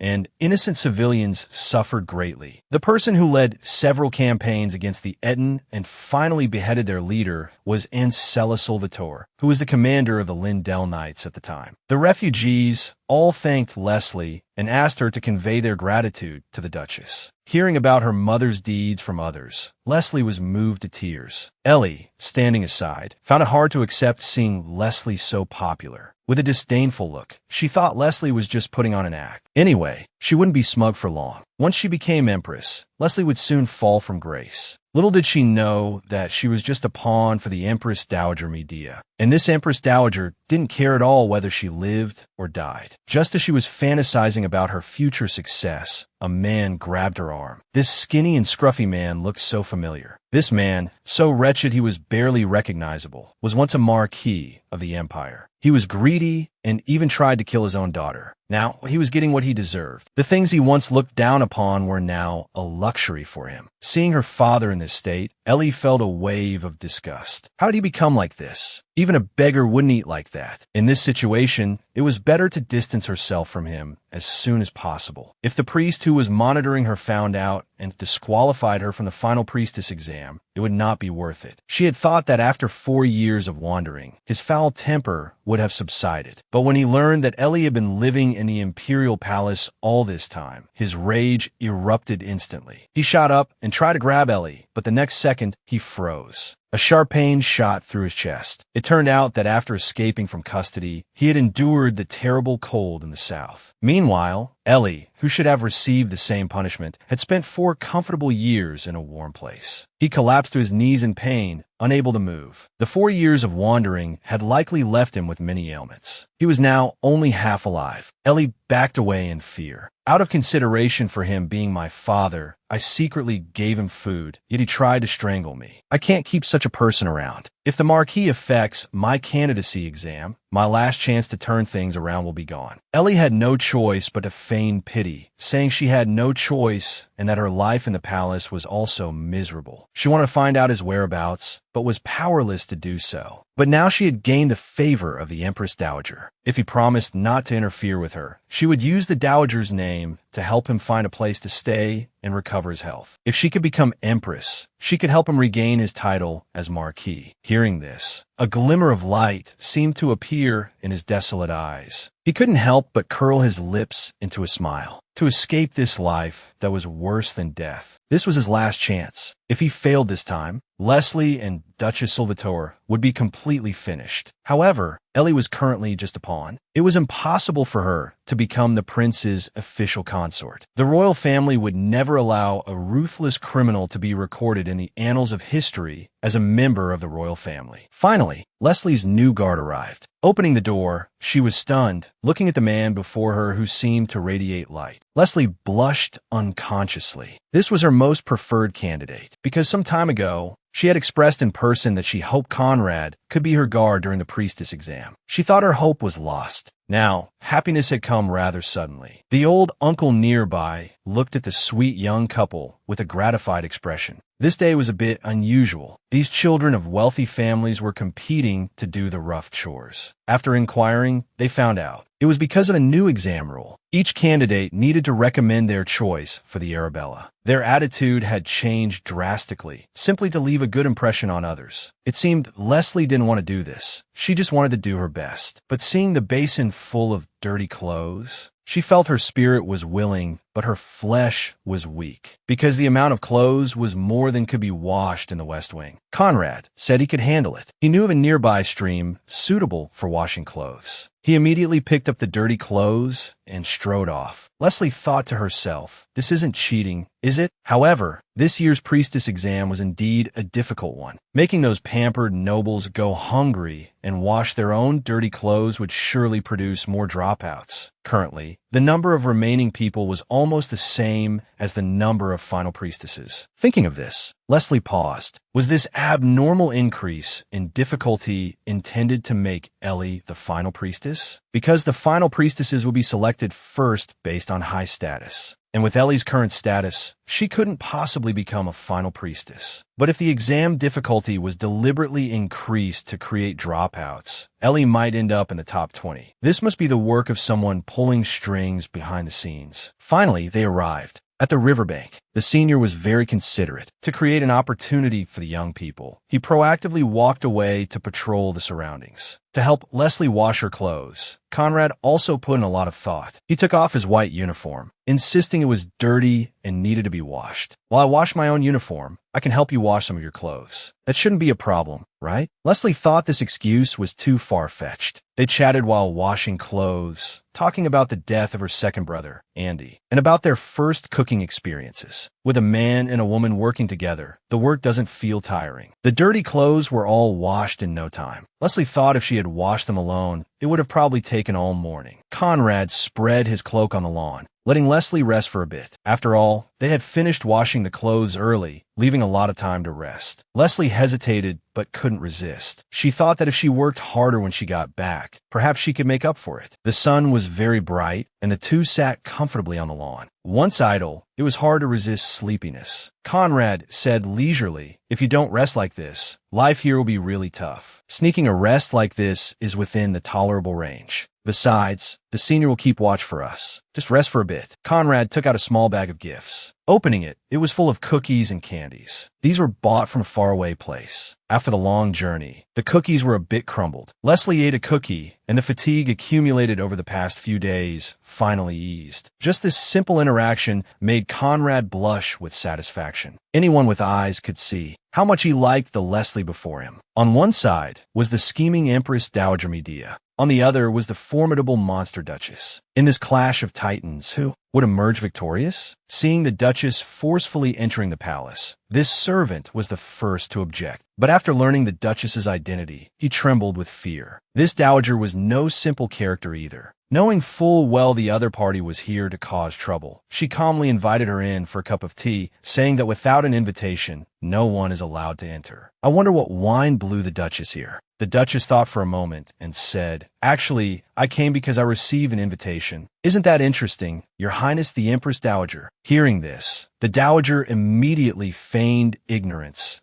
An invitation? I don't know what you're talking about. In reality, the Dowager had sent the Duchess a life-threatening letter. A death threat against her daughter, Leslie. But even if you see through it, you can't say it outright. Conversations within this imperial palace could only be conducted through veiled words. Seeing the Duchess waver, the Empress Dowager immediately pressed her advantage, saying, if someone dies, the person who killed them should be held responsible, shouldn't they? If the Duchess is the murderer and is already guilty, then that life is even more worthless. This was a veiled reference to the fact that the Marquis and his daughter were her enemies. Even if the Duchess's daughter died, she would not be implicated in any way. Although they considered each other mortal enemies, Medea couldn't help but admire the Duchess. They first met at the late Emperor's wedding. At that time, the Duchess was not wearing a gown, but a uniform, standing confidently beside the former Duke as his heir. Her perfect image was what Medea had always dreamed of. But on the other hand, Medea also developed a dislike for her, because even though her status was above the Duchess's, the Duchess could make her feel awkward. Thus, her goodwill turned into hatred. At this point, the Duchess stopped beating around the bush. Your Highness the Empress Dowager, I don't care what others call me. Call me a monster or a friend, it doesn't matter. Just don't touch my daughter. Her fierce and determined gaze could be seen even through her mask. An immense pressure emanated from her. But this Empress Dowager was able to respond without batting an eye. Oh my, are you here to warn the person who sent the invitation? It seems you care a lot for Miss Salvatore.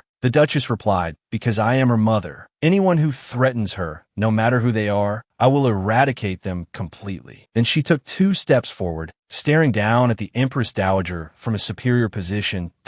Oh, not make an enemy of me, because in this empire, no one can defeat me. She then turned and left. The Duchess's move was truly satisfying to watch. Despite her rudeness, there was nothing Medea could do. After all, the Duchess was someone who held power over the Emperor. Just as she was about to get into her carriage to return to the manor, she ran into the Emperor, who was out. The Duchess thought, please just let it be a greeting, and then he leaves. I need to get on the carriage quickly, because she knew the Emperor's little tricks all too well. He was just trying to slack off by striking up a conversation with her. Why did you suddenly come here? Did you miss me? The Duchess said she got lost. You got lost.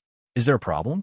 Seeing that he couldn't get an answer, the Emperor quickly changed the subject. He whispered to the Duchess that the results of the second round of the exam would be announced by Medea. It was originally supposed to be handled by Queen Urt, but the Dowager insisted on doing it instead. No one knew what she was up to this time. This priestess exam was exceptionally arduous. Lack of sleep made it impossible to stay alert. In this condition, even walking a few steps could be dangerous. Leslie and a pink-haired girl bumped into each other. Fortunately, neither of them was seriously hurt. The pink-haired girl seemed very polite, apologizing profusely. Leslie felt a bit embarrassed, as she was also at fault. Watching her leave, Leslie felt a sense of both warmth and familiarity, because she looked so much like her etiquette teacher from 4 years ago. At that time, the teacher had given her a box of pink cotton candy. Having never seen the world, she thought it was the teacher's hair. Thinking back on it now still made her feel embarrassed. Although she tried her best to hide it, her awkwardness completely gave her away. Today's task was to clean a house. They could work together with the partners beside them.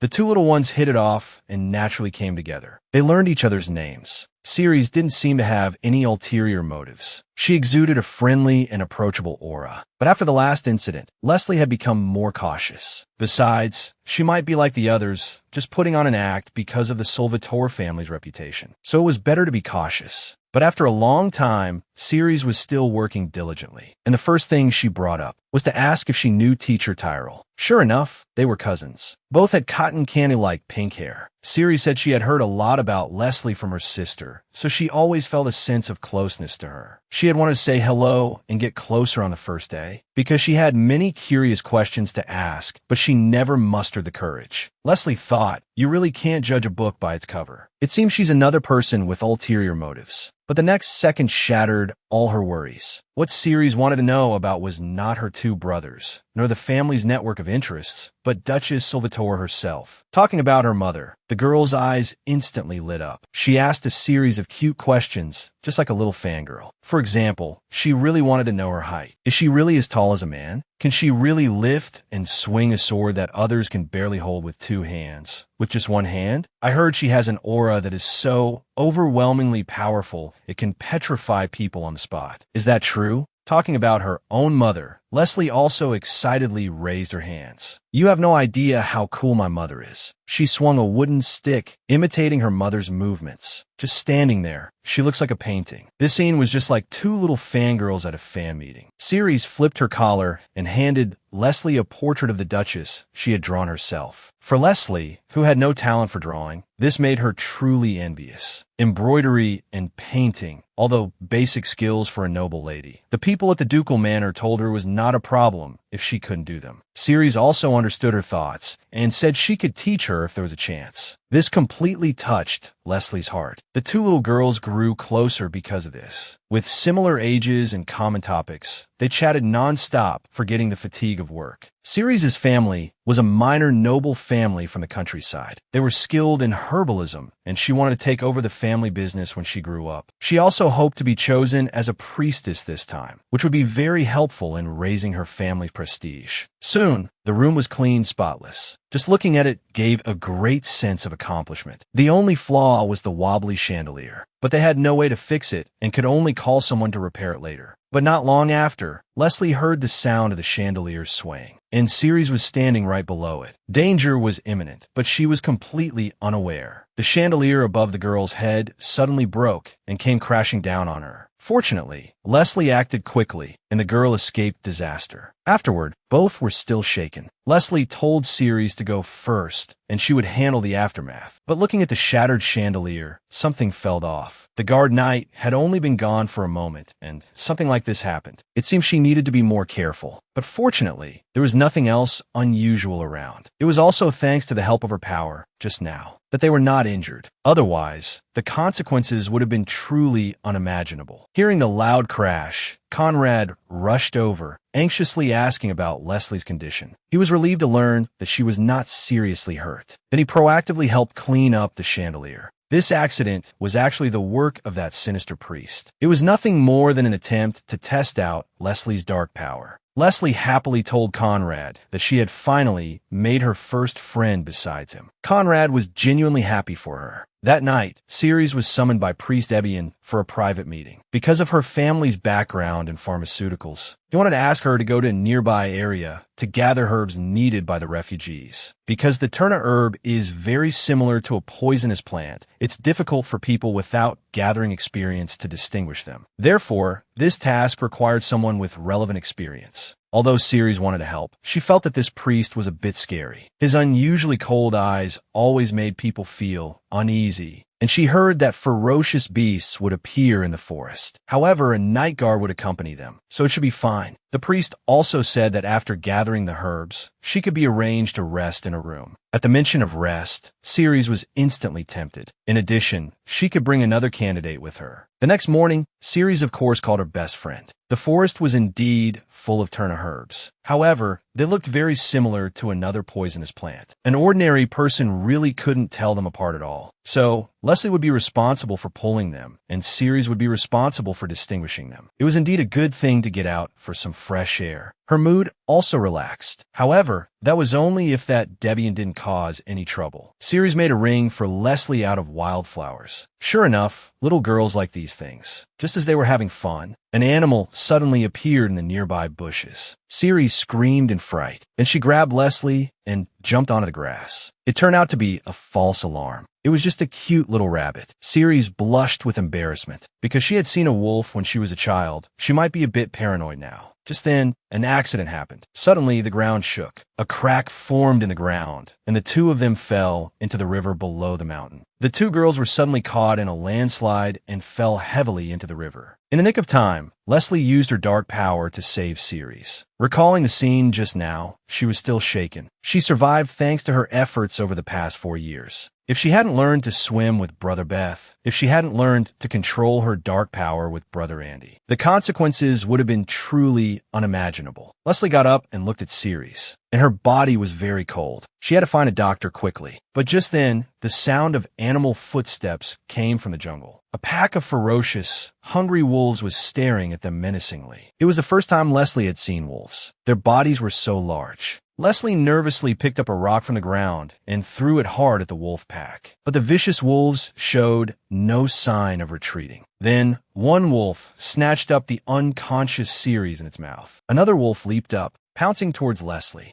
In that instant, dark power surged from Leslie's body. The large pack of wolves was instantly knocked down. The river water was stained red with wolf blood. Leslie was still in shock. She couldn't believe she had done that. She slowly walked towards the river, trying to wash away all the bloodstains. Thinking of this, she couldn't help but cry. Why do things like this always happen to us? I've been so careful trying to prevent it, but I still get affected without realizing it. Turning her head, she indeed found something unusual. It was indeed the priest's doing. He was slowly approaching Ceres. Leslie shouted, "Get away! Don't come near Ceres!" Leslie focused her will and unleashed her power towards the priest. But unexpectedly, he dodged the attack with just a tilt of his head. However, it seemed he wasn't harming Ceres, but was healing her. Debian slowly approached Leslie and said, "Let me give you a piece of advice. Please don't trust Duchess Ilvator too much. She is cruel for the greater good. She can ignore the lives of others. So for the sake of the Empire, she will definitely not care about your life or death." Leslie retorted loudly, "My mother is not that kind of person. She is both kind and strong. How dare a person who forged evidence at the trial say such things?" But this evil priest was relentless, continuing to sow discord. He even tried to reach out and touch Leslie. Leslie slapped his hand away with a loud smack. I don't believe your words. In the past, because I didn't trust the people I should have trusted, many things happened. But now I won't repeat the same mistake. I won't be swayed by your words at all, because Duchess Salvatore is my mother. Seeing that he could do nothing to Leslie, Debian clapped his hands contemptuously, then left with a threatening remark before turning away.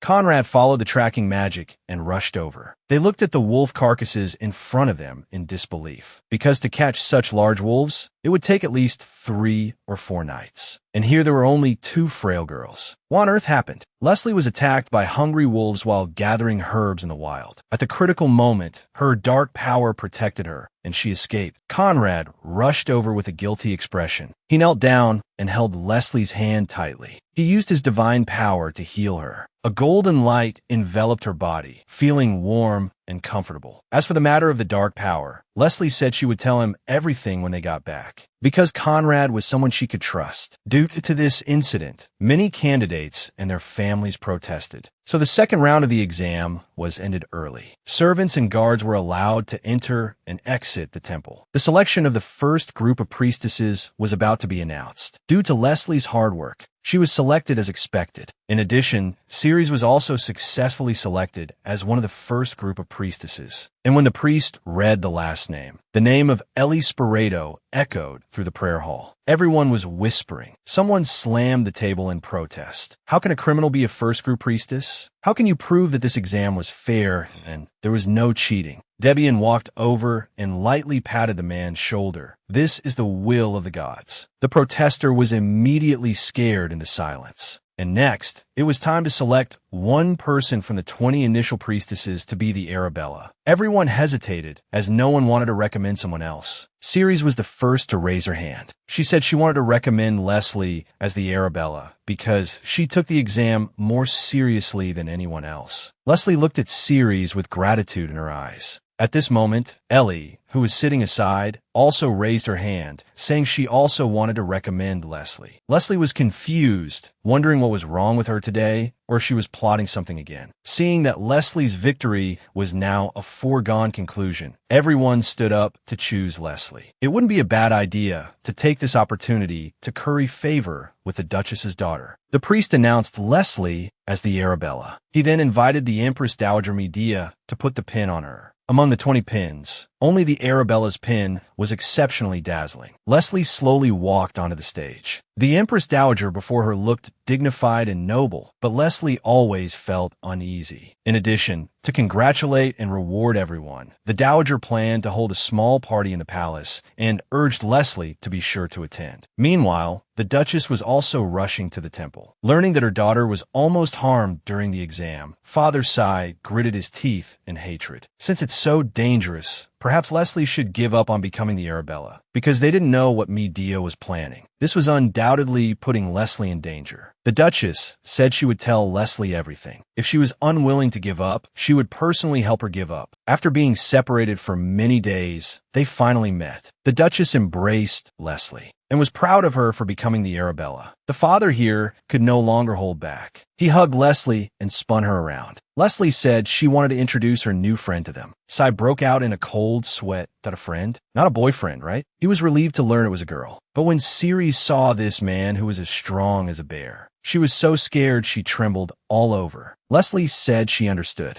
After all, the first time she met Sai, she felt the same way. Then she brought Ceres before the Duchess. The idol who used to only appear in books was now standing right in front of her. Happiness had come too suddenly. The girl, seeing her idol of many years for the first time, was so shocked she fainted and fell to the ground with a thud. Tears welled up in the corners of her eyes. She thought, now my life is perfect. Back at home. The Duchess explained many things to Leslie. The master of Priest Debian and the backer of Ellie and the Marquis was none other than the Empress Dowager Medea. And next, she would have a huge conspiracy. We must also find a way to face it. Leslie thought to herself, she was no longer the weak person she used to be. No matter what difficulties she faced, she would not be easily defeated. The Duchess looked at Leslie in her arms. And after some thought, she finally said it. Leslie, it's okay if you give up on competing for the Arabella. Since that day, Leslie's mood could no longer be lifted, because her goal had always been to become the Arabella. That's how she had come this far. Her contract with her mother was only until she turned 18, and she hoped that after becoming the Arabella, she could change the contract, hoping to be their family forever. How could her mother tell her to give up just like that? Of course, she wasn't doubting her family's love for her, because the Solvatore family's love for her was real and tangible. Once, because she fell on the stairs, Andy replaced the stairs with a moving staircase. For one of her birthdays, he bought an entire dessert shop and gave it to her as a gift. And he was also preparing to buy an entire street, put all the shops in it, and name it Leslie Street. When it came to matters concerning her, her family was always exceptionally serious. But even so, Leslie was still very concerned about the contract. Perhaps it was because she was too afraid of losing them. Just then, Beth walked in. In fact, he had long noticed that something was wrong with his sister. He opened his mouth and asked if something had happened with their mother. Seeing her most trusted brother, Leslie's emotions were also released. As a member of the Solvatore family, I also want to do my part. Beth said that if she had any thoughts, she should communicate them proactively instead of keeping them to herself. Leslie finally cheered up a little. She decided to talk to her mother tonight. On the other side, the Marquis and his wife secretly returned to the Marquis's mansion. The home he had longed for day and night had become an empty building. The large paintings on the walls and the golden bronze statues were all gone. Even his wife, with whom he had spent every day, now looked down on him. She would rather look at a monster than his face. The Marquis went to the study and opened the secret compartment in the bookshelf. He found the chain that could seal the dark power. At this moment, a servant walked in, startling the Marquis. The servant informed him that the royal knights were on their way. You should hide quickly. The Marquis quickly hid in a panic. The servant opened the bookshelf and found the books and the chain inside. And this servant was actually an undercover agent sent by Duchess Solvatore. For years passed in a flash. The little girl who was once in her brother's arms had now grown into a delicate young lady. The 2-meter-tall Beth found it a bit strenuous to hold her. On this day, a group of dark-skinned guests came to the ducal manor. Tyvanni was the Duchess's comrade-in-arms who had gone through thick and thin with her in the war. He was known for his loud voice and straightforward personality. Seeing Leslie, he loudly scolded the Duchess. Your granddaughter is so grown up, and you didn't tell me. Are we still friends? Hearing the Duchess say this was her daughter, Tyvanni was astonished. He immediately swept Leslie into a hug. Heavens, how could Ancella give birth to such a cute daughter? This child is truly a miracle of the Solvatore family. How about she marries my son? I'll give her my most beloved third son. Leslie, in his arms, fainted from shock, but the Duchess would not agree. After all, she had even rejected the Emperor's proposal back then. Tyvanni introduced himself boisterously that I am an Arambi. In your way, you should call me Lord of Baden. Leslie also curtsied and introduced herself. Their unique handshake etiquette left Leslie at a loss. A light touch revealed the calluses on his hand, but it felt very warm. Hearing Leslie's name, Tyvanni excitedly shook her again. This name is much better than Ancella's name. Fortunately, Sai arrived in time, so Leslie was not accidentally injured by a friendly force. As soon as Sai arrived, he teased again, how could Ancella fall for a man like you? Although Tyvanni was boisterous and outspoken, he was the Duchess's honored guest, because he was tasked by the Duchess to collect information on the virus, Allstay. This might be the key to foiling Medea's virus plan. Seeing the gloomy Leslie, and he saw through her thoughts at a glance. Did you have a fight with Mother? Although Leslie denied it, the oppressive atmosphere in the family now was palpable to anyone with eyes. It's not just shouting or hitting that counts as a fight, but fighting isn't necessarily a bad thing. Sometimes it's a good thing. Our family has been so harmonious until now, which is not normal. It's about time for an outburst. And you're 16 now. You can't be a docile and kind child forever. After a fight, you'll feel much better, and your relationship will become even better. I'll create an opportunity for you tonight. When the time comes, just tell Mother everything that's on your mind. Then Andy reached out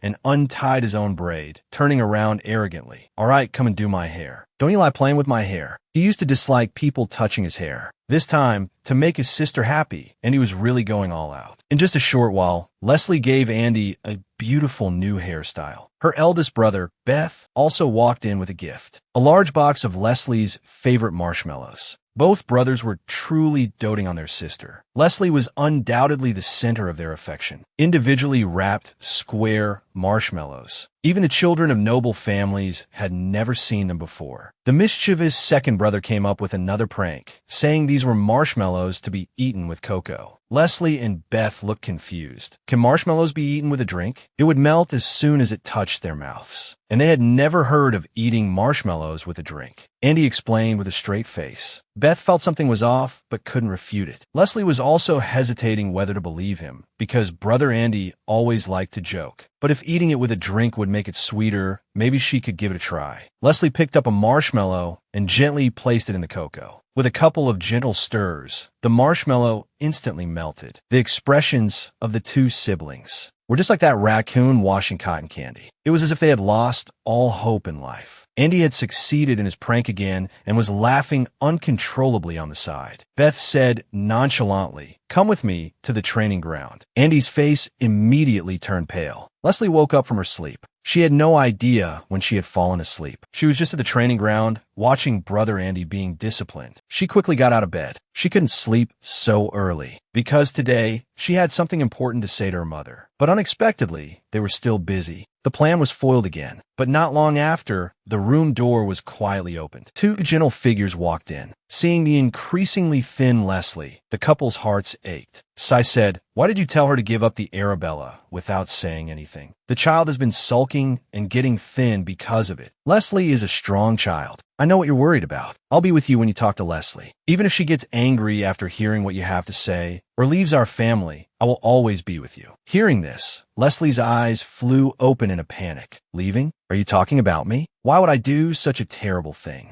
Just as they were about to leave, Leslie grabbed the Duchess's hand. Realizing she had heard what they said, they had no choice but to tell her everything. It turned out the reason for asking her to give up the Arabella was because the Arabella's duty was to deal with the virus, IBI Alston. That virus was as terrifying as a nightmare, an infectious disease that had been sealed away until now. And the Duchess and Sella had learned that the Marquis had also returned to the capital. They were still plotting a major conspiracy. The Duchess said, "You have escaped from the jaws of death many times, so I know how much you fear death. You came to me to survive, and yet I have put you in danger again. Because I couldn't bear to tell you these things, I kept silent." Leslie immediately hugged the Duchess. "That I'm fine, Mother. Although death and IBI Alston are terrifying, I believe you will protect me, and this is something only I can do. So I will definitely do it." Leslie thought the opportunity to take revenge on the Marquis has finally come. The banquet arrived as scheduled. The servants helped Leslie dress up beautifully, instantly transforming her into someone beyond our reach. Paired with a pair of pink high heels, if anyone dared to provoke her, she could pretend to stumble and stomp hard on their foot. After putting on a formal suit,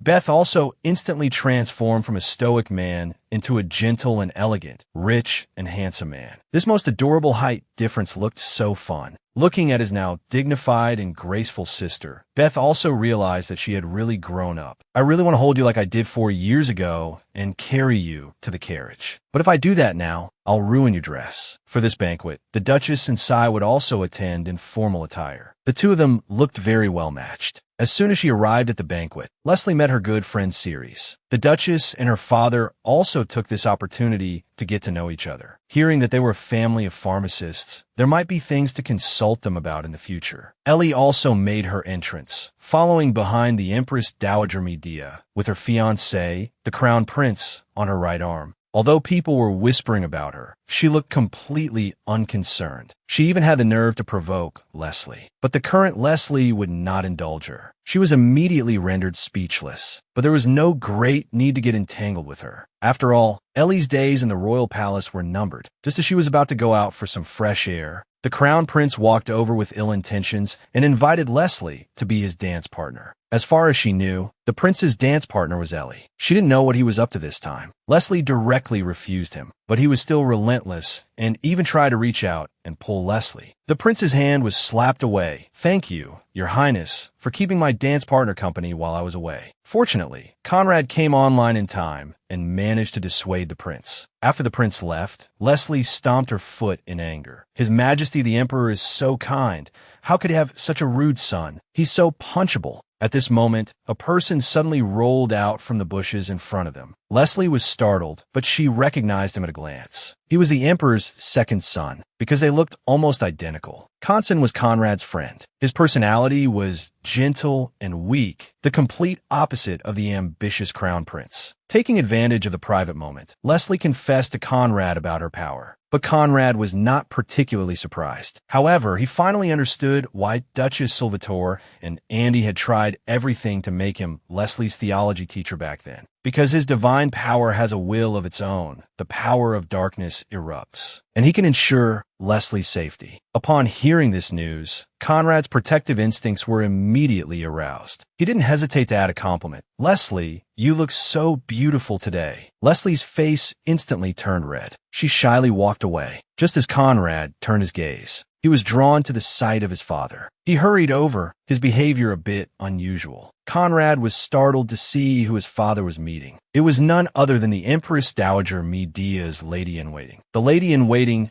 handed him a bouquet of flowers. Hidden inside was a bottle of potion. Everyone knew that the Empress Dowager's bouquets were only given to the royal family or her own people. Why would he do such a thing? Conrad simply couldn't accept this reality. Conrad slowly walked back to the banquet. His expression was clearly off, and his trousers were covered in weeds. Leslie was a little worried, but he didn't seem willing to talk about it. Then, he bowed and invited Leslie to dance with him. Leslie gently placed her hand on his. Although he was still smiling, his absent-mindedness was enough to show that something must have happened. But she could only ask him about it later when she had the chance. Speaking of which, being so close to him now, his expression didn't change at all. In the past, he would blush just by being near a woman. The two of them dancing together created a beautiful scene at the banquet. Everyone was cheering, except for her father, who could barely contain himself. If he hadn't been held back, he probably would have rushed over and given Conrad a beating. After the banquet ended and they returned home, Aunt Thivani had already packed her bags and was ready to leave. It turned out that during the banquet, the Duchess had already spoken with Cyrus's father, Count Iphenia, arranging for him to take Thivani to gather herbs to combat the Ibelstein virus. They were preparing for the great battle ahead. Seeing that Leslie was a bit reluctant to see her go, before leaving, she continued the story she hadn't finished the previous night, talking about the scar on her shoulder. Thivani pointed outside. "The one who injured me is that guy right there." Leslie looked at her father with pity. "Friends shouldn't fight. Did you apologize properly?" Lady Thivani almost lost her arm. Seeing this situation, Thivani immediately had a mischievous idea. With a thud, she fell to her knees, trembling and pretending to be in pain. Good grief, could a decades-old wound still hurt? The innocent Leslie, seeing the situation was dire, quickly ran to find a doctor. The door slammed open, startling Dr. Ciro. His hand slipped, and he poured all the disinfectant on the wound. The innocent young man trembled all over from the pain. Looking at the pitiful-looking Thivani, Ciro thought to himself, she was easily lifting several heavy things this morning. He immediately saw through her mischievous heart. He directly brought out a bottle of a dark concoction. You could smell the stench of this potion even through the screen. Thivani's whole body recoiled. What on earth is this medicine? It smells like milk poured on a rag, and then left in a damp place for a month. Salvatore stood by, not knowing whether to laugh or cry. Leslie, however, had a serious expression as she cheered her on. Looking at those sparkling eyes, how could she possibly refuse? She took the medicine, held her breath, and drank it all in one go. On the day of departure, a complete change from her usual chatty style, Thivani had become a silent, tough person. The smell of the medicine lingered all the way to their destination. Being someone who cared about her pride, how could she bring herself to speak of it? The usually strong and steady Conrad was actually in tears in front of Leslie today. That day, Conrad made a rare request to meet with the Duchess. He said with a grave expression, "My father has betrayed the Empire. At the banquet a few days ago, I discovered my father colluding with Empress Dowager Medea. My mother has been bedridden for over 4 years, but occasionally, my mother's health would improve greatly, allowing her to eat and walk normally. However, after comparing the times my father entered the palace, I found that before my mother's health improved, my father would always go to the palace. This must be related to the potion my father received from the Empress Dowager. Furthermore, I discovered the Aten rebels in the capital. This red-haired man with a scar over his right eye is the leader of Aten. Countless people have died at his hands. The Duchess Salvatore also fought against them during the chaotic period. By eavesdropping, I learned that Empress Dowager Medea gave them a huge amount of funds. These funds are enough to sustain a noble's territory for a year. After returning and checking the finances, I discovered that this money was indeed given by my father. Hearing this, the Duchess also frowned. This nation's Empress Dowager's ambition is even greater than I imagined. She wants to first use the Bielstein virus to seize imperial power, and then use Aten to eliminate her internal enemies before swallowing the entire empire. The Duchess decided to go to the palace first to report to the emperor. She told Conrad to be mentally prepared, that if this is true, your father cannot escape punishment. Perhaps your family will also be weakened because of this, because his actions are equivalent to treason. Conrad was already mentally prepared. If he had to choose between his country and his family, he could only choose justice over kinship. After the Duchess left, Conrad could no longer hold back his emotions. Tears streamed down his face. He really couldn't understand why his father would do this. As the current emperor's own younger brother, his father was second to only one person and above tens of thousands. Yet now, for a little personal gain, he has betrayed the country for his own selfish interests. She gently placed her hand on his "Don't worry. You still have me, don't you?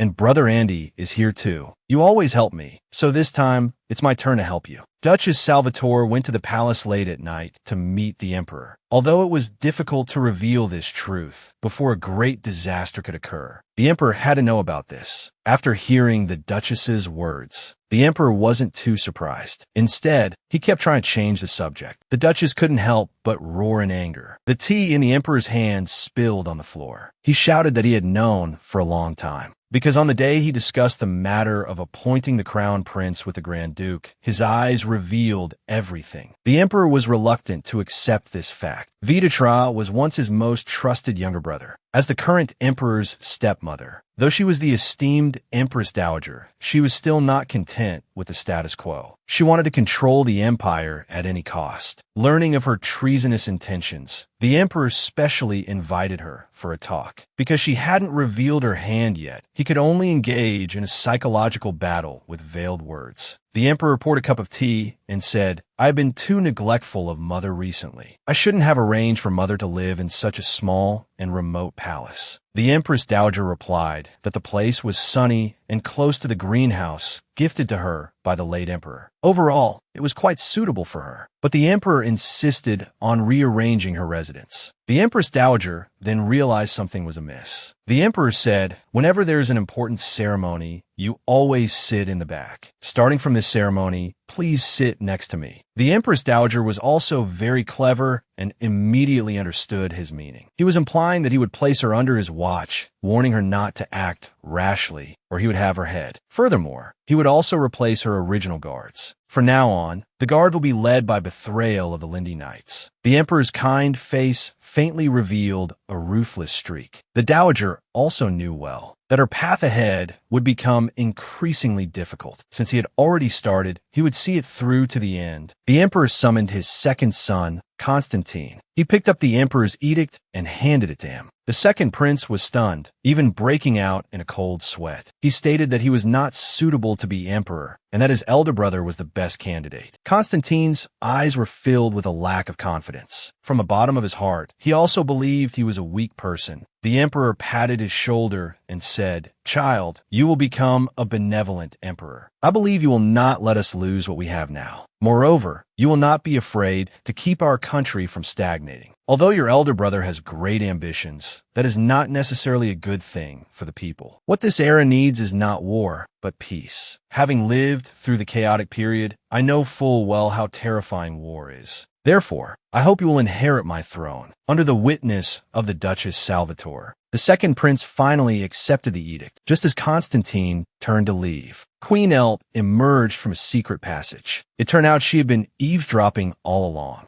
She had no objection to Constantine becoming the crown prince, but she specifically reminded the emperor not to neglect his other son, Arland. Hearing this, the duchess's heart ached. Although she was conflicted, this matter could no longer be hidden. The duchess said, after investigation, various pieces of evidence prove that Grand Prince Arland is not your biological son. His biological mother is the Empress Dowager Medea. Back then, the late emperor's daughter was born around the same time as Arland. That was when she swapped the two children. Also, her own child could become emperor. The day of the ritual, held once every 8 years, finally arrived. Various royal dignitaries entered to observe. Leslie, as the Amabel, was an important figure today. The servants helped her change into a pure, white, ceremonial robe. But she felt that something was not right. There was a sense of déjà vu. The ritual process was actually very simple. A group of people wearing black masks played the role of those infected with the virus. They hand the black stones to the Amabel, symbolizing the removal of the virus. Immediately after, they would switch to white masks with bright smiles. For the final part, the Amabel only needed to take the collected black stones and place them next to the virus box in the innermost room to complete the task. These stones, having been refined for 8 years, have the effect of weakening the virus's power. So with each ritual, the virus would be further weakened. The process went very smoothly.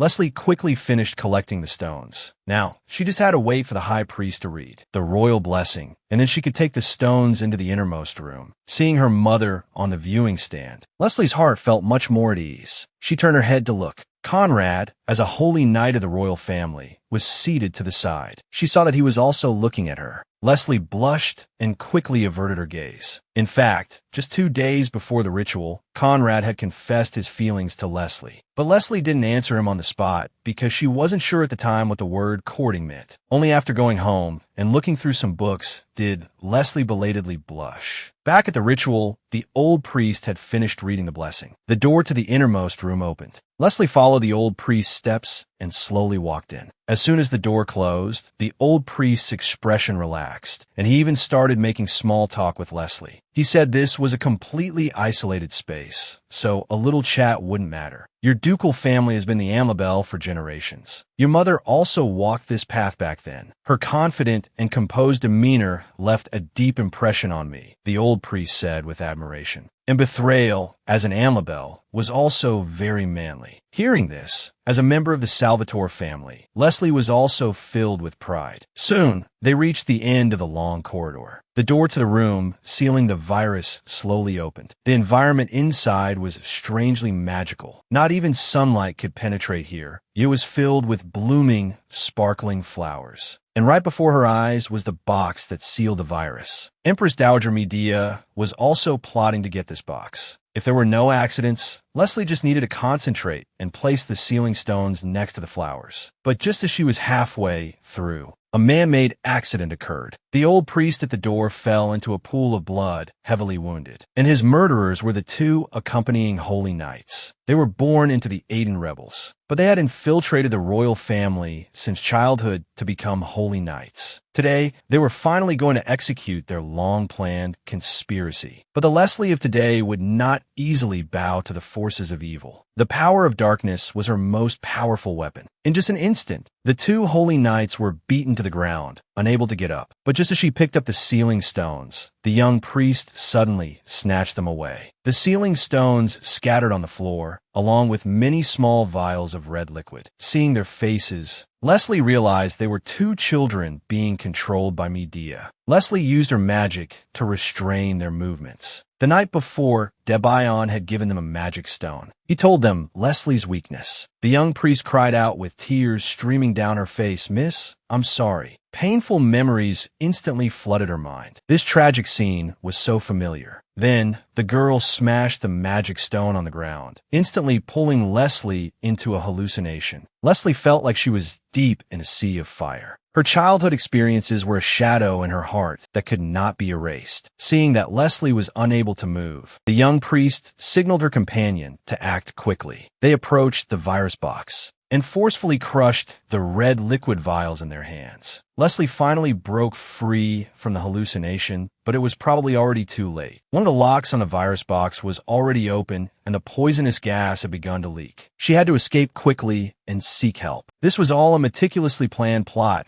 by Empress Dowager Medea. There are 3 locks on the virus box. Blood and human sacrifices are needed for the 3 locks to be opened one by one. And the first offering is the blood of small animals from these vials. The second is young children of different genders. The third is a healthy person with powerful divine abilities. The fourth, ideally, is someone with a twisted personality, blinded by revenge and selfishness. And the spoiled daughter from a corrupt family, Eli Spireto, is the most perfect choice. One has to admire how this Empress Dowager truly took ruthless exploitation to the extreme. Watching from outside, she was also very curious about the progress. At this moment, the holy knight at the door shouted loudly, "The high priest and the Amlabel are coming out." But after a long time, there was still no movement from the great door. Suddenly, a small amount of red light emerged from the half-open door. The Duchess realized something was wrong, and her expression changed drastically. Clenching her fists, she shot to her feet. She strode towards the great door. The Holy Knight stated that the ceremony was not over and she could not enter. But she couldn't care less right now.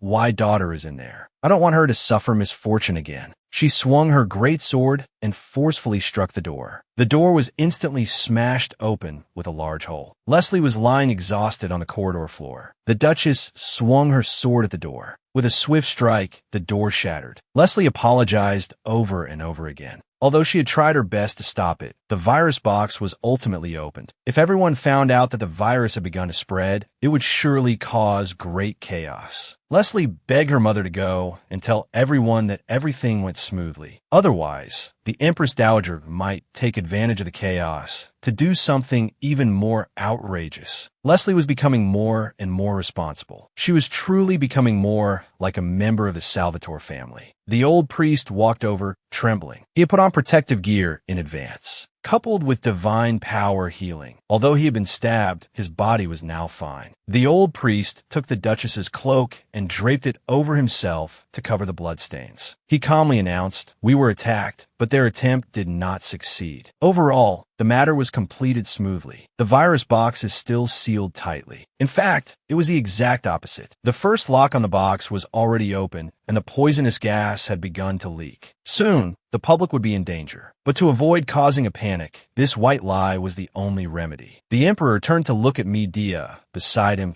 "I thought her target was me, but I didn't expect her to want to destroy the entire empire." After the ritual, the Emperor urgently convened a meeting of the nobles. Although the Emperor knew the Empress Dowager was behind it, there was currently no conclusive evidence, because the faces of the 2 young priests had been disfigured beyond recognition by the virus. And soon after, news came that the box sealing the virus had vanished. Meanwhile, the Marquis's family returned to their mansion. Empress Dowager Medea had specially prepared a gift for the Marchioness, and even sent special guards for her protection. Opening the gift box, she saw it was full of exquisite clothes and jewelry. But the Marchioness broke out in a cold sweat. Her life was on the line. What use was all this gold and silver? Not long ago, the Duchess Salvatore had promised her that if the Marchioness chose her side, the Duchess could give her the life she wanted. In this situation, there was no need to struggle with the choice anymore. Furthermore, she noticed Eli clutching a small box, unwilling to let it go for even a moment.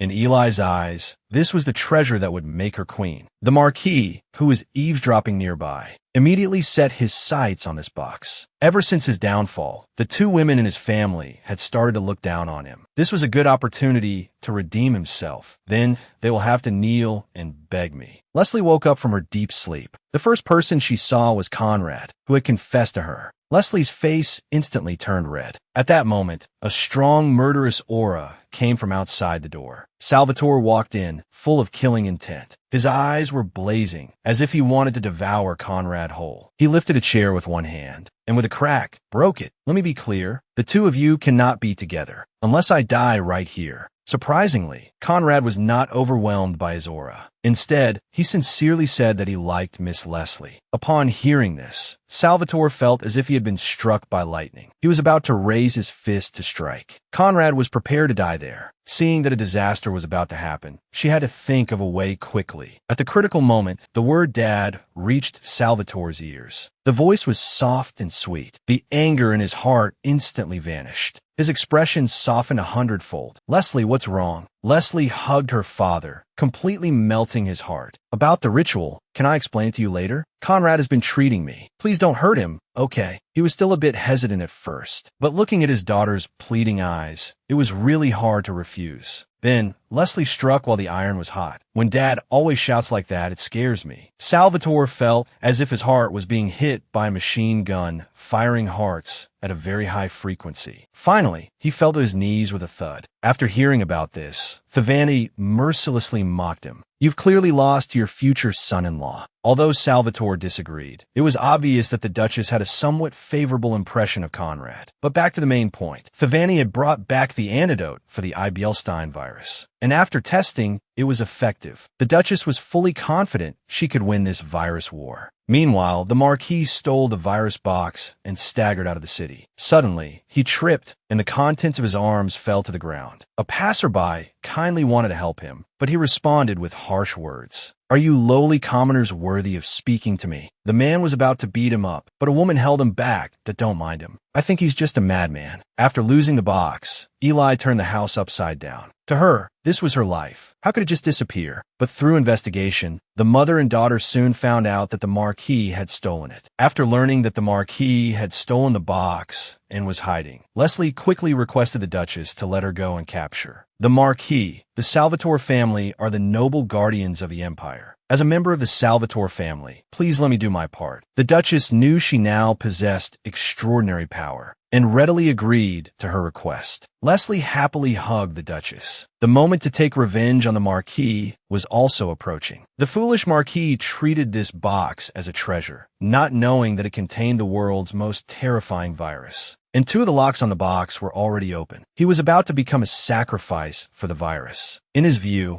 after Eli discovered the box was missing, she would surely search for it like a madwoman. Because if this item was lost, not only would she be required to pay compensation, but her engagement to the prince might also be canceled. When she was on the verge of a mental breakdown, he would return to the capital with the box, descending like a savior. At that time, the mother and daughter would have to worship him like a god. As expected, they soon knelt before him, begging him to return the box. To his surprise, even Leslie came. Leslie tied her hair into a tight ponytail and walked over with a heroic air. "Marquis, it's time to settle the score from 4 years ago." The Marquis said, "Don't you want this thing? If you want it, then come over and kneel and apologize to me. If you do, I might consider whether to give this to you. What a merciful father I am. I do all this because I love you." Leslie's face was full of disdain. "You say you love me? Is pushing me into a pit of fire your way of showing love? Just because you gave birth to me doesn't make you my parents. Because you're not worthy. My parents are Duchess Salvatore and Salvatore. I don't have a sister, only 2 brothers who love me. I don't need the love you offer. So now, I'm giving it all back to you." The power of darkness surged from Leslie's entire body, shocking the Marquis to his core. Eli took the opportunity to bite the Marquis's arm. By now, half of her face had been corroded by the virus. The Marquis, in pain, threw the box away. Eli caught it in midair. Having gotten the box, she naively thought she had obtained everything. The next second, her entire body was consumed by the virus. At this moment, Bethrayal also arrived with the knights. Just as he was about to grab the Marquis, his path was blocked by the Aiden rebels. The Marquis managed to escape. Leslie quickly chased after him. At this time, the Marchioness was also infected by the virus, her face covered in red spots. Just as she was still fantasizing that Leslie would come back to save her, the Aiden leader finished her off with a single arrow. They had long since discovered that she had been leaking information to the Duchess. Meanwhile, the second brother, Andy, was not idle. He directly captured the High Priest Ebion, that you're the one who hurt our little sister 4 years ago. As her second brother, I will avenge our adorable little sister. As the top magician of the House of Magicians, he naturally had to show his true skills. With a whoosh, powerful magic rushed towards Debion, although he also tried to resist. In the face of top-tier magic and the suppression of divine power, he was completely powerless. The Marquis was cornered by Leslie. Seeing no way out, he kept trying to get close by calling her daughter, but Leslie wasn't falling for it. She directly used magic to ensnare the arm holding the box. Just as she was about to pull it back, he took out a dagger and cut off his own arm. Leslie couldn't believe it. To what extent could this man's madness go? Then he ran towards Leslie, throwing out a chain that sealed the power of darkness, followed by a red magic stone.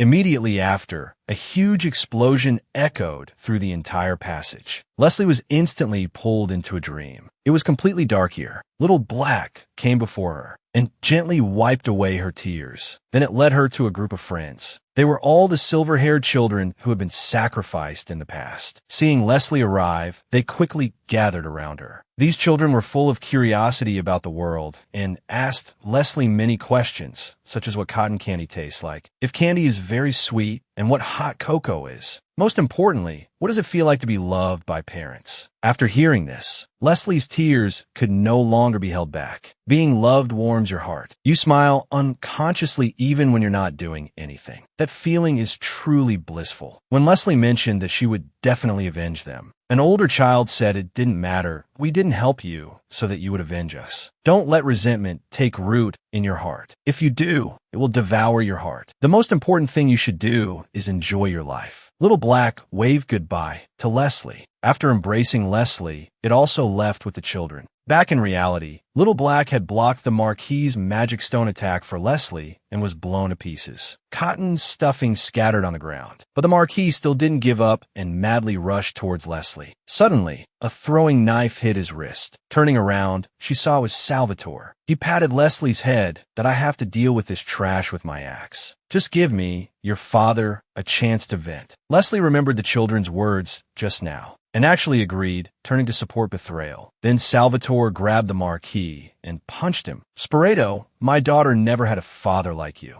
The Marquis flew several feet, even losing a few teeth. Seeing a child not far away, he had another wicked idea. He lunged forward, intending to take the child hostage. But thankfully, Salvatore reacted quickly, and the Marquis did not succeed. However, he took the opportunity to escape. Salvatore ordered, no need to chase. No matter where he runs, he's a cornered animal. Salvatore turned around and set the Marquis's mansion on fire to a man like the Marquis, although he cherishes his own life. There are things he considers more important than life, so he will definitely come. As soon as he finished speaking, the Marquis staggered over. His once magnificent mansion was burned to ashes. His heart ached more than if he had lost his closest relative. Salvatore threw him directly into the sea of fire. But he wasn't panicked at all because he knew there was a basement in the house. Perhaps it could help him escape. As soon as he entered the basement, the door locked automatically. The surroundings were eerily terrifying. Faint voices could be heard from time to time. The Marquis was instantly scared and trembling. At this moment, several pairs of feet slowly approached from behind him. At the same time, black flames ignited. Countless hands reached out from the flames and dragged him directly into the sea of fire. This sinner finally received the retribution he deserved. In the face of a nation's survival, any family ties are meaningless. Conrad placed his sword at his father's neck. He showed the arrest warrant bearing the royal seal for assisting Empress Dowager Medea in stealing the virus, attempting treason, and endangering the empire. You are under arrest. After seeing the royal seal, his mother fainted. The most pitiful was his underage younger brother. He didn't even understand what was happening. Conrad stroked his brother's head. I'll go clean up the mess and be right back. Please take care of mother first. By now, his face was already streaked with tears. Seeing that her plot was exposed, Empress Dowager Medea fled in a carriage. But even at the last moment, she still played tricks. She arranged for 5 carriages to drive off in different directions, creating a diversion. The Duchess pointed to one of the carriages. That one's wheels have been more carefully maintained, so it's very likely that one. The Duchess leaped down from the cliff and then struck the carriage with a powerful blow. The carriage flipped over. However, this carriage was quite sturdy, actually able to withstand the Duchess's strike. It had been well prepared against magic and swords. But after prying open the door, she found that the person inside was just the Dowager's lady-in-waiting. She kept saying, Her Majesty Medea has already gone to a safe place. You will never find her. The Duchess stated, Medea can't hide where she's going from me. just as she knows me very well. The Duchess arrived at Kronberg Castle. She single-handedly fought her way through. As expected, judging by Medea's immense ambition, she would definitely be here. Even with death at her doorstep, this Empress Dowager could still chat and laugh. She confessed everything in front of the Duchess. Back then, although she became the Empress and was pregnant, the position of Crown Prince had already been taken. This meant her child could not become the Emperor. But luckily, she and the current Queen Elt were pregnant at the same time. In the end, she bribed all the servants and secretly swapped the two children. Also, her own child could become emperor, and through this, she could also achieve a position higher than the emperor. Even with a sword at her neck, she still didn't think she would die, because as a royal, as long as she could return to the palace, there would always be a way to get out of trouble. But she overlooked that the person wielding the sword was the monster Duchess. Before she could finish speaking, the sharp sword pierced her heart. "That I know you. You must have hidden something else behind, but I have already caught the person who will stand trial for you. Goodbye, Medea." The Duchess pulled out her sword, then coolly turned and left. How strong was Medea's obsession? Even in death, she sat gracefully on the throne to suppress the leaking virus. Conrad's divine power and stamina were completely depleted. His body was on the verge of collapse. He didn't know how much longer he could last. But right now, only a holy knight could do this. Although people outside kept reminding him to come out if he couldn't hold on and not to die in there for nothing, he still wanted to hold on for one more second. In fact, he wasn't the only one who could do this. He was fighting so desperately to atone for his father's mistakes. The immense exertion caused him to bleed from his eyes, nose, and ears, and he began to hallucinate. Just as his eyes were about to close, a voice came from outside the door. Although Salvatore was so worried his eyes were wet with tears, Leslie still insisted on going in.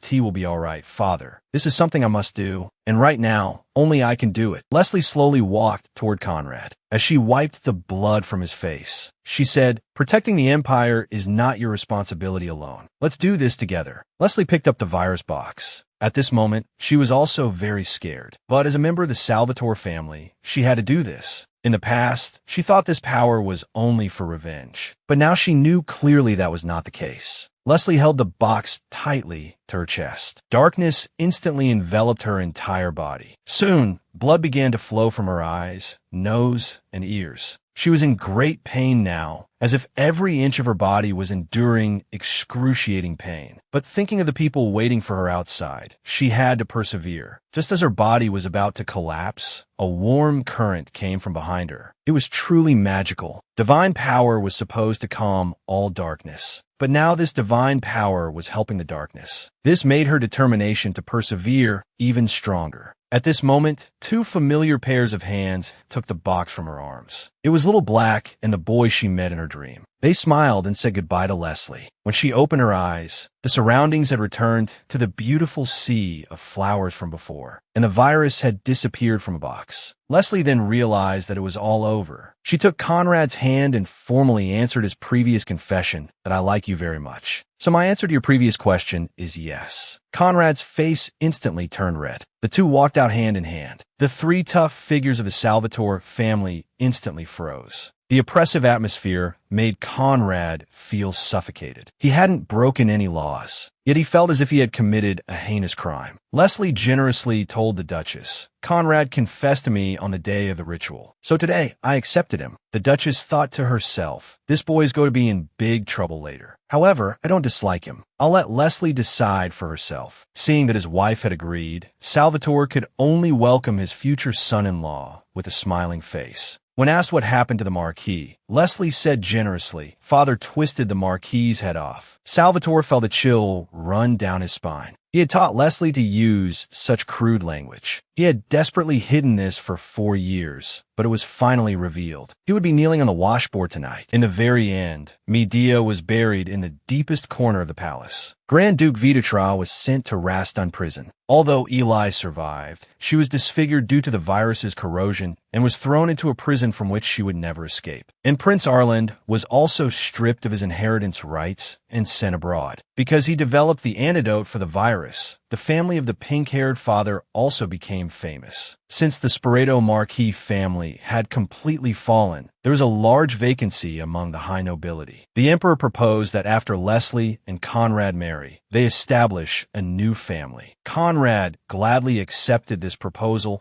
and wanted Leslie to be the head of the family, just like Duchess Salvatore, and he would stand behind her and support her silently. Before he could finish, Leslie leaned in and kissed him. But Conrad soon fell out of favor, because at this ball, Leslie's first dance partner was her mother, followed by her father and 2 brothers. "Mother, thank you. Thank you for adopting me and teaching me. Thank you for everything you've done for me." The Duchess's face was full of gratification. "Yes, my beautiful daughter,